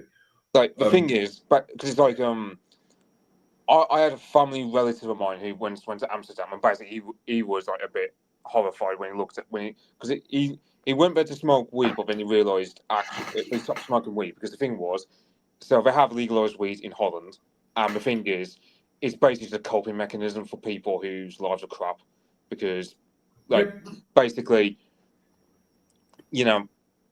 the society we live in isn't heavily unnatural, with the way male-female relations are done, the way the economy is structured, everything. And basically, the government will let you smoke weed rather than solve the problems that the human condition just can't. Don't disagree with you, mate. Listen, I'm not disagreeing with you at all, Mitch. All I'm trying to say is, I'm not sure these bans on things like tobacco, alcohol, possibly weed, are sensible. I'm not sure they are. Right. The thing about people who drink alcohol or smoke tobacco, like, they're not obnoxious about it. That's why no one really minds those habits. Because, for example, it's not just that. I mean, it's one good argument for smoking at this point is the fact that if you're gonna deal with a normie, you just go, okay, smokers contribute more to the NHS at this point from a takeout. That's been true always, mate. Because the thing that costs the NHS most money is very old people, and we smokers don't tend to become very old people, which actually saves the NHS money, and that's beside the enormous amounts of tax that we're paying. Yeah, I mean, I actually think the funny thing about the smoking thing is that cancer rates have hardly come down at all, especially lung cancer, despite the fact very few people smoke at all. And that's not to say that I think that the lung cancer thing was some grand conspiracy. I actually just think it was always the case that hardened arteries were the bigger risk from smoking, and that lung cancer was just the sort of visceral one that they sort of clinged Yeah. onto for their Yeah, campaign. no, absolutely. Speaking as someone who's had a triple heart bypass, yes, absolutely. But I would also say this, Adam, and I don't know if it's happening in Britain, but it certainly is in Australia. In Australia, what you get is you'll get medical people or people somehow tangentially related to science coming on the TV and saying, oh, smoking rates in Australia are tiny now, based on people buying legal cigarettes, when what's actually happening is that fewer and fewer people are buying legal cigarettes in Australia. And the illegal cigarette market in Australia is now enormous. Yeah. And that's what's really happening. And of course, in Australia, even like vapes are illegal for whatever reason, even though serious doctors will turn around and say, yeah, we'd rather people vaped than took tar into their lungs by smoking cigarettes. But no, vapes are illegal too. It's just bullshit, you know. It's bullshit on top of bullshit. Like in Western society, you're not allowed to tell the truth, basically, about anything. Yeah. You're just not. But yeah, and it's like, so I mean, that's the thing. There's an example of a state that hasn't put in an enormous amount of effort, and they still essentially, I mean, they've put a sort of modicum of effort into banning cigarettes, and some of it's paid off for them, you know, for their goals. I mean, here I think it has worked. Obviously, people are buying a lot of illegal cigarettes, but I know that like in my office of 20 people, there's only 3 smokers. One of them's me. So yeah, everyone else has just moved on to vaping. Like I say, in Australia, you can't even do that. Yeah. I did find that weird because I said to you that I had a friend that moved over there, and he's like a smoker turned vapor, and he was saying about that. Like, I mean, you can do it, and you can buy it illegally. Of course you can, because if there's a demand for something, it'll always be filled. And if it's not legal, it'll be filled by criminals, which is what happened with Prohibition in America. It was filled by criminals. So you know, but we just live in such a fake world where in the West, you telling the truth is a crime, whereas lying is a normal thing to do in the West. It's the normal thing to do. But here's the thing, though, as well, because we brought this up about like the ninja sword ban, right? Yeah. Obviously, most of the issues are with, let's say, minorities. It's kind of like how people always talk about wanting to bring in a gun ban in America. And, you know, I kind of always get a kick out of telling people that America doesn't really have a gun problem. It has I'll use a different term, but we'll say basketball American problem. Yes. And, you know, if it's like, but is that just a group that's just impervious to incentives? Is it the case that you actually can't really ban things for them because they just don't think about the outcomes of their actions enough to? I mean, that can't surely be true, because we made Jamaica significantly safer under the British Empire than it is now. So they do understand like law and order, or they must do, but somehow I suppose it's just because our police are just so ineffectual, and the punishments are so absurdly lenient. Well, it doesn't really. This is a segue, Adam. But before we do it, I mean, look, the fact is, if you look at American gun crime and you exclude American black people from that gun crime, the murder rates in America are about the same they are in Europe. There's no difference. Yeah. It doesn't matter that America has far more guns. Yeah. Although that's not even always true, because like guns are very common in places like Switzerland, let's say. But Switzerland doesn't have a high murder rate. but it doesn't Yeah. have many immigrants either. And the gun crime rates in America are basically down to Black Americans. They just are. This is a fact. But you're not allowed to say that. You're just not allowed to say it. By the way, Mitch has left us because he was very tired, and he was happy to be on. So thank you for joining us, Mitch.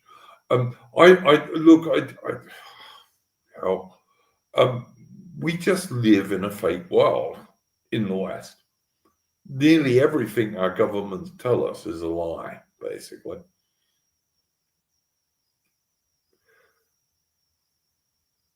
Yeah. And it's I mean, I've seen those figures before where they were like where it kind of basically says that, like, you know, the white population in America has gun homicide rates on par with like the white population in Austria and Finland. Yeah. So yeah, it's I mean in most of the time it's the same as, like, you know, people, I mean, I'll have, like, you know, like normies, not to call them that, I shouldn't call them that, but, you know, like regular people here in the UK, and they'll say, oh, you know, the Democrats are for like getting rid of guns in America, and that's a good thing. Don't you think that's a good thing? And it's like, I have to kind of tell them that, like, the Democrats aren't even for getting rid of guns. They're just for getting rid of legal guns that are primarily held by like white Americans. You know, they vote down all the major bits of regulation that would give the authorities more power over illegal firearms, like firearms held by felons and stuff like that. Mostly killed to used to shoot people, but And most I understand why gun owners don't shoot people. This is and I understand why, like, pro Second Amendment types would be against that too, but you know, it's just the idea that it's like a pro versus anti-gun side is obviously ridiculous. They serve their client groups, or should I say, the Democrats serve their client groups, and the Republicans just make an effort to pretend they serve theirs. Loafer Sheffield said, "Isn't gun ownership in Switzerland compulsory?" It's not that it's compulsory, but if you serve national service, you essentially take your rifle home with you. Yeah, and Woodfit 420 is saying, can Swiss gun owners take their guns home? Yes, absolutely, they can. I follow a British channel called Bloke on the Range, who is a British guy who lives in Switzerland and who has many guns, all kept at home. There was some confusion where lefties were trying to claim that Switzerland allows you to buy any gun, but they essentially have a form of ammo control where the ammos have to be kept in a centralized location. But that's only for, again, if you were a national service, that's only for the ammunition that you were issued with your service rifle. Where it's, but you can then go and buy whatever else you want from the shop. Switzerland has a militia where nearly all young men have to go and serve in the Swiss army for a while. They've always had it. This is just a Swiss thing. But in Switzerland, gun ownership is entirely legal, and they have a very, very low murder rate because they don't have many immigrants, basically. And it is surreal when you first go into like a cafe and you see a young guy walking with like a SIG assault rifle across his back. It's not massively common, but you if you spend enough time out there, you will see it, you know, once or twice. Yeah, and it doesn't. Guns don't kill people. People kill people. It's a true story. And the wrong people. Yeah, ninja swords don't kill people. Ninjas do. Yeah, and Britain has so many Japanese ninjas. If only we'd never allowed those 2.5 million Japanese ninjas into Britain. Filling up our London suburbs and various boroughs.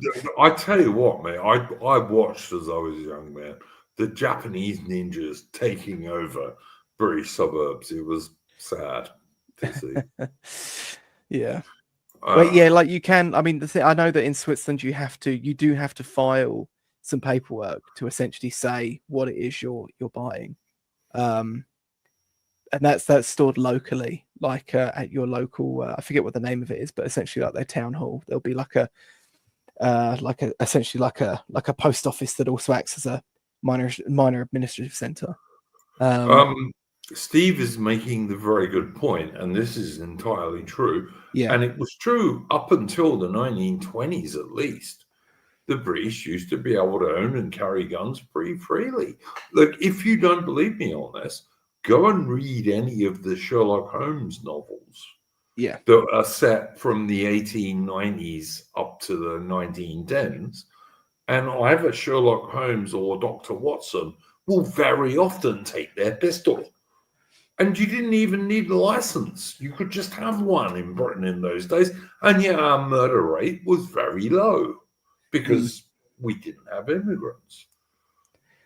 Yeah, I mean, in not to bring him up again, but in Peter Hitchens' book on crime, which I believe was retitled Abolition of Liberty and is absolutely worth a read, I think. He brings up about how one of the first sort of large shootings in Britain actually also involved immigrants, but I believe they were Yiddish immigrants from Russia. Yes. Were Yiddish speaking immigrants from Russia, and they and the police, who were unarmed, had to like go and get guns from people in the street. Is this Sydney Street? Siege of Sydney Street? Yes, I believe so. And they were communist anarchist Yiddish. Well, they were actually they were Jewish communist anarchists. Some of them were. Quite a number of them were actually Latvians. They were, yeah. So yeah, there you go. But there was this great photo I saw years ago. I haven't been able to find it since. It's in color. I think it's from like the 70s or so, and it features a guy. I think it might be from the 60s actually. Come to think of it, a guy walking through Piccadilly Circus on his way to a gun range, and he's just openly carrying these 2 wheel guns past like a cafe where people are like sitting outside enjoying a cuppa, and it's quite surreal to think that was a Britain that existed. And I know that at least as late as the first Sean Connery James Bond film, the Times had a shooting column. And people say, oh, it's Americanized, the idea of gun culture. It's like, no, Britain had a long and pretty prestigious gun culture. Some of the greatest weapons makers in the world were right here.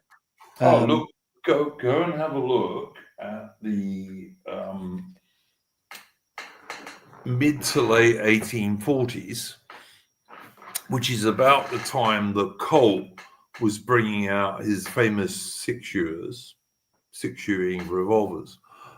Britain had a company called Adams, and the British Adams revolver was actually better than a Colt because the Colts were single action, i.e. you had to cock the hammer after every shot, whereas the Adams was double action. You just pulled the trigger and the hammer fell and you could fire 6 shots. So the British Adams revolvers in the late 1840s and the early 1850s were actually better firearms than the Colts. Yeah. I mean, my grandfather used to take his rifle in his hand luggage on the plane. I mean, how mad is that? That's insane. High trust societies, man. Yeah, and it's all gone. I mean, now just going. I mean, I'm going to be going on a trip later this year, and I'm going to catch the train, even though it's more expensive going abroad by train. But it's just dealing with airports in the UK is a horrifying experience. They're awful places. But yeah, and it's like I forgot what I was going to say now. Is this gone?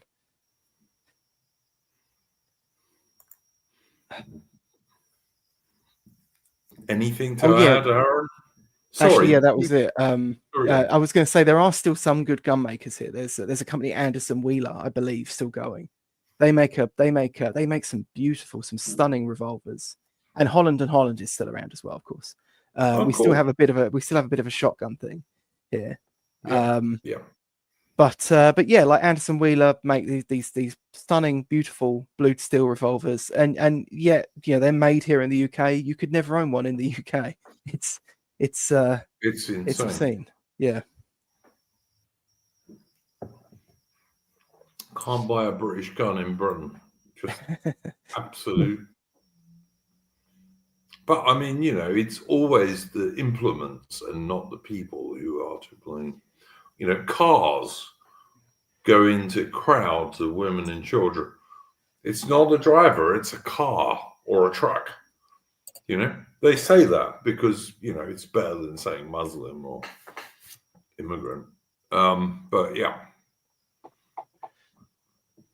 a car drove into 15 women and children in Germany or London or Paris or wherever it might be.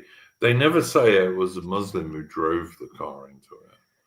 Well, yeah, and this is the thing as well. Like, there are these weird people. Like, I quite like my bicycles, right? I love riding my bicycle. I love perusing around, cruising around Canterbury on my old, like bicycle that looks like something Tolkien would have rode around Cambridge or something. And or wherever. And I've got some racing bicycles as well, and all sorts.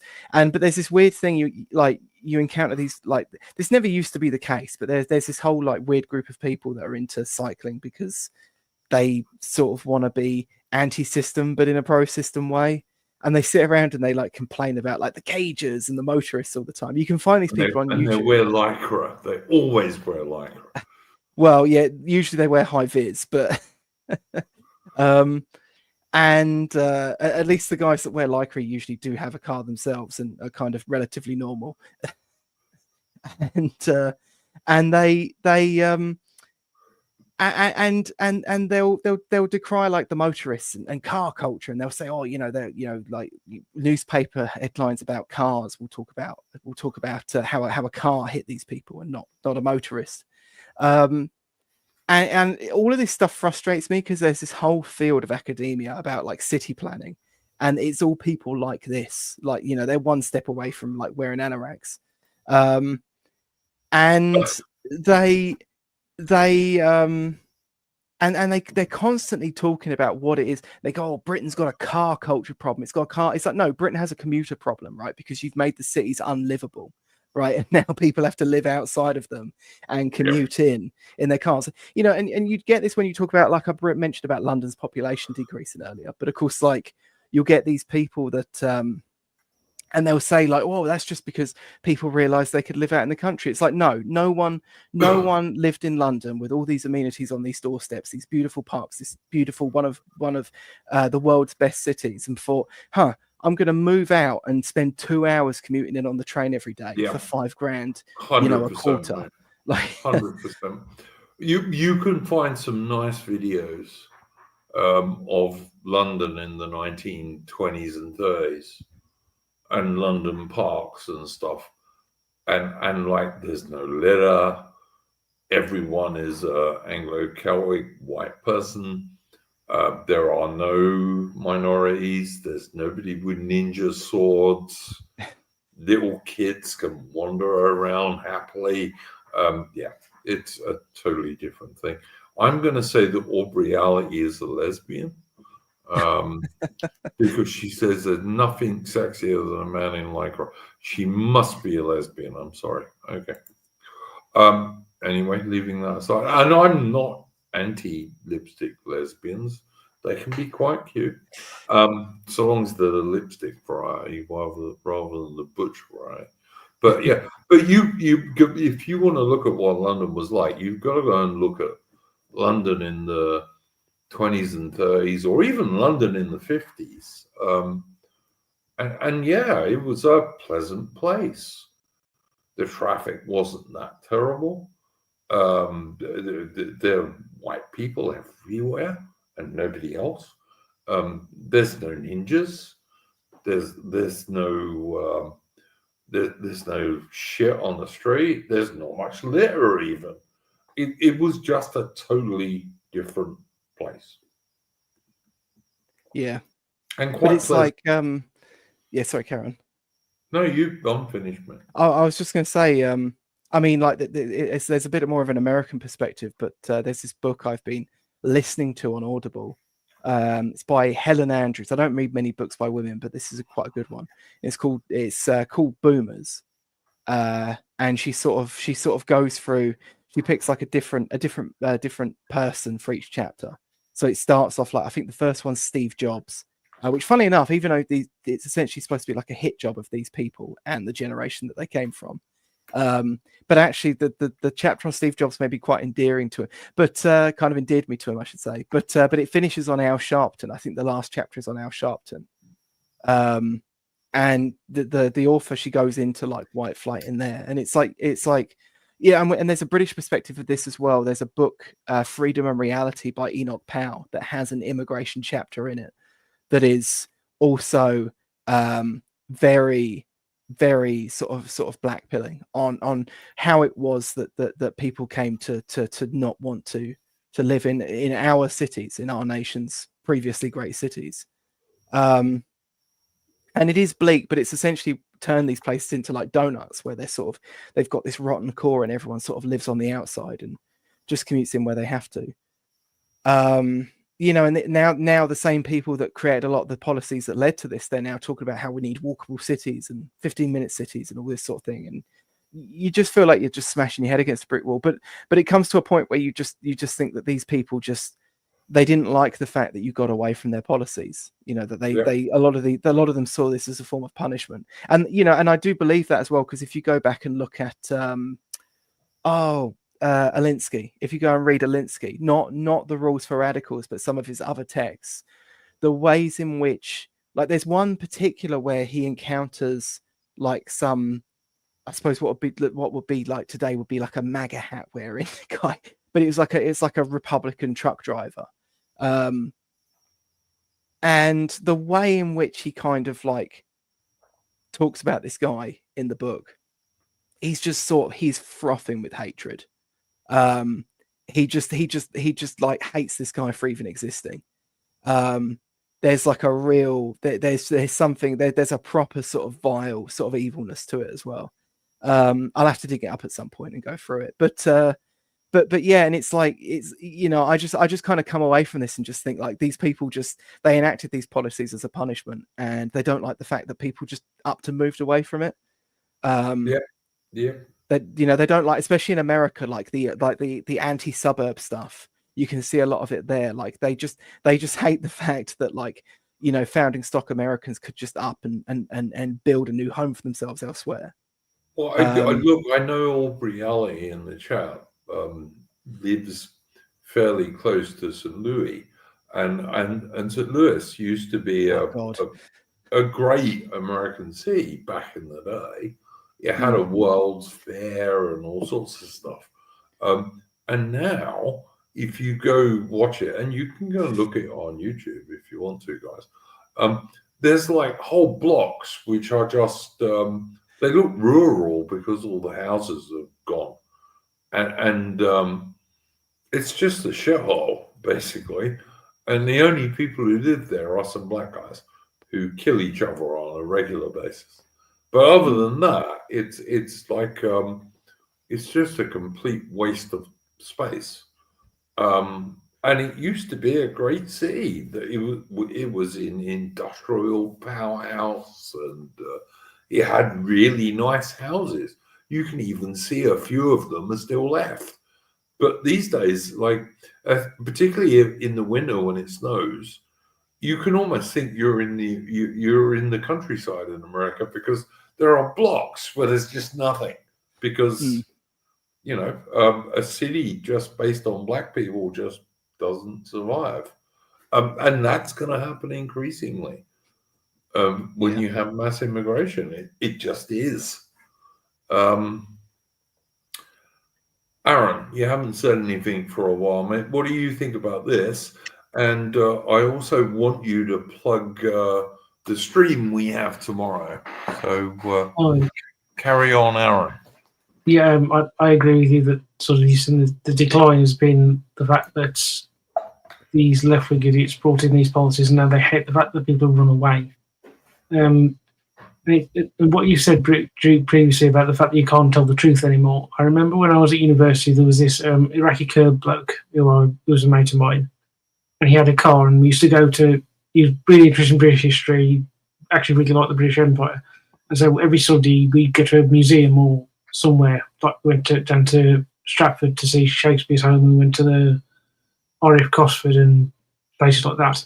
I remember one Sunday he was dropping me back off home, and he just looked around and said, "You can tell this is an English area. It's nice and clean. When it's mixed, things look filthy." And you and I both know that if I had said that or you said that, it'd be the end of the world. But the fact that he could say it and nobody would dare criticise him for saying it necessarily just shows how insane things are. And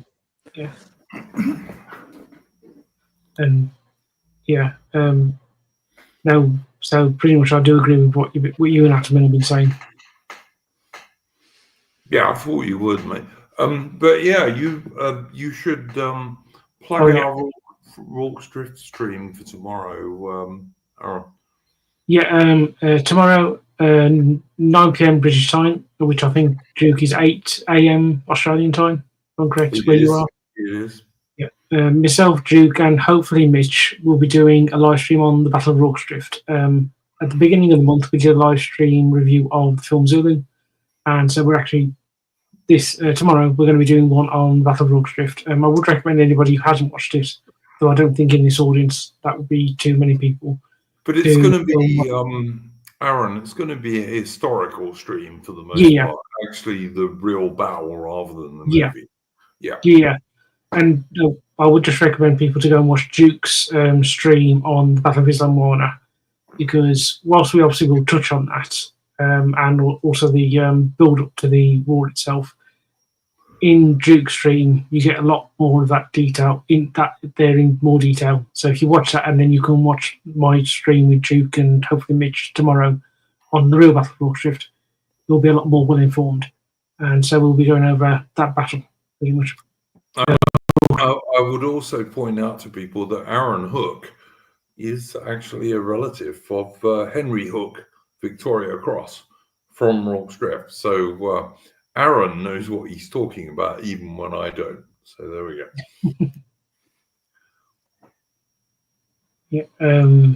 I should say that we're obviously doing the Rorke's Drift one tomorrow. At some point, we're going to have to do a live stream on Battle of Intombi and Colour Sergeant Booth as well.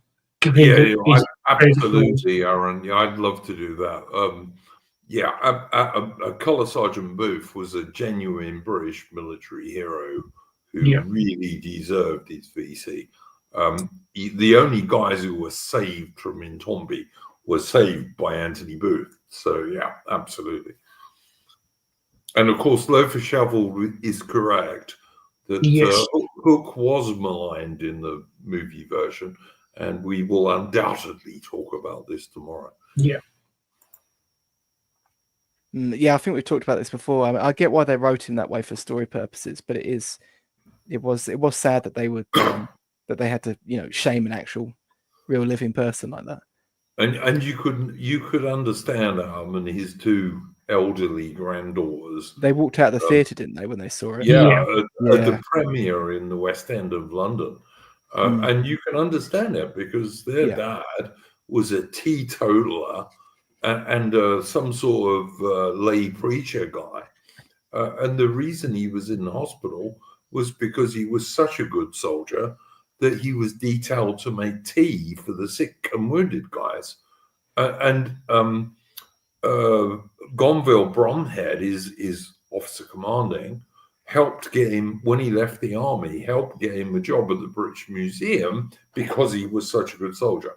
He was in no way some sort of barrack room lawyer at all. He was still serving with the British Volunteer Forces in 1905.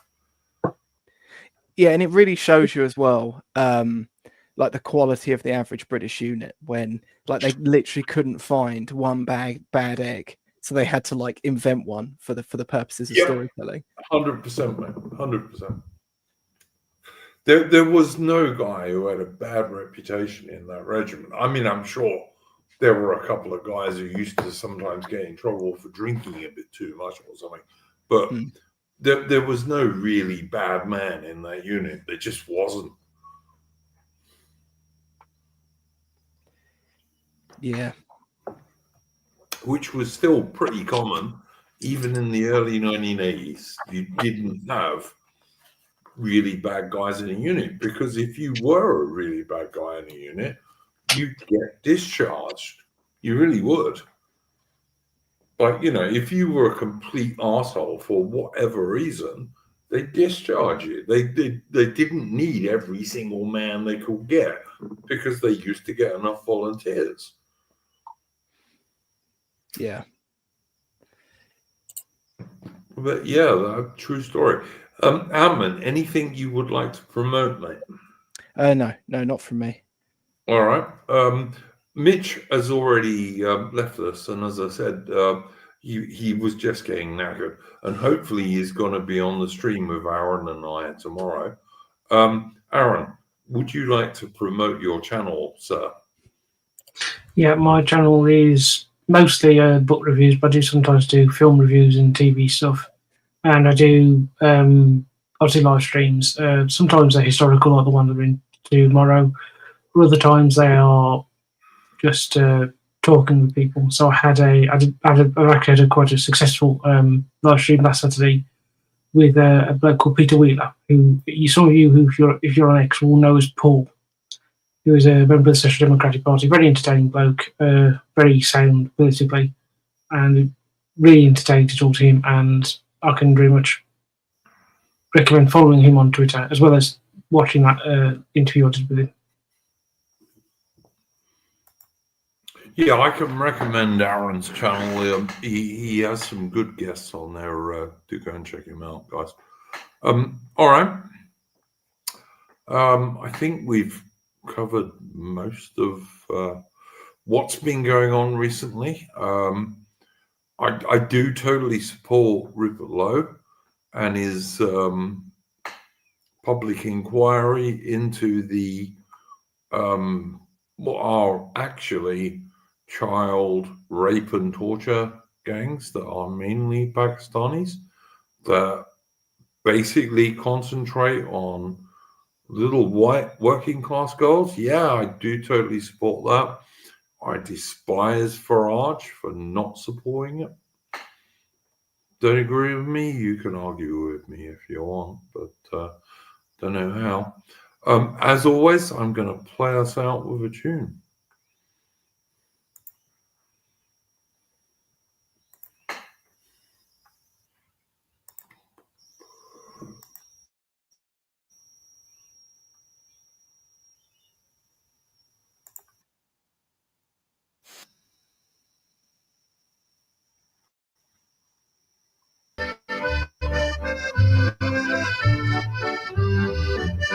For battle prepared in their country's just cause, their king to avenge and support all his laws.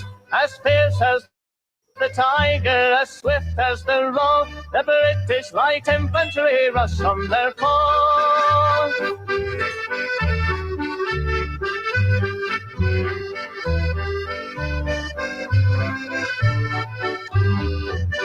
No rebels unnumbered oppose their career. Their hearts are undaunted, they're strangers to fear. No obstacles hinder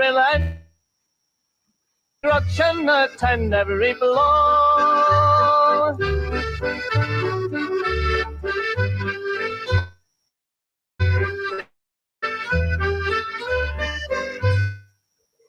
The alarm of the drum and the cannon's loud roar, the musket's quick flash but inflames them the more. No dangers dismay, for they fear no control, but glory and conquest inspires every soul.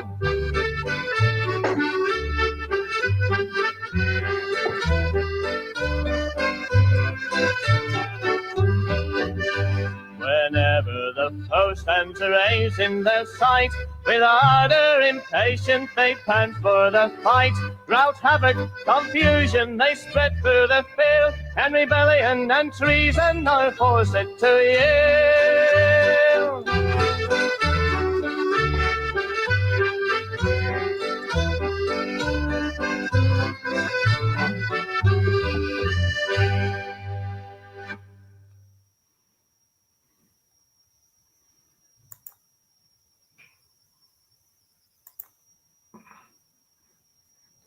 Okay, that's actually an American song, by the way, guys.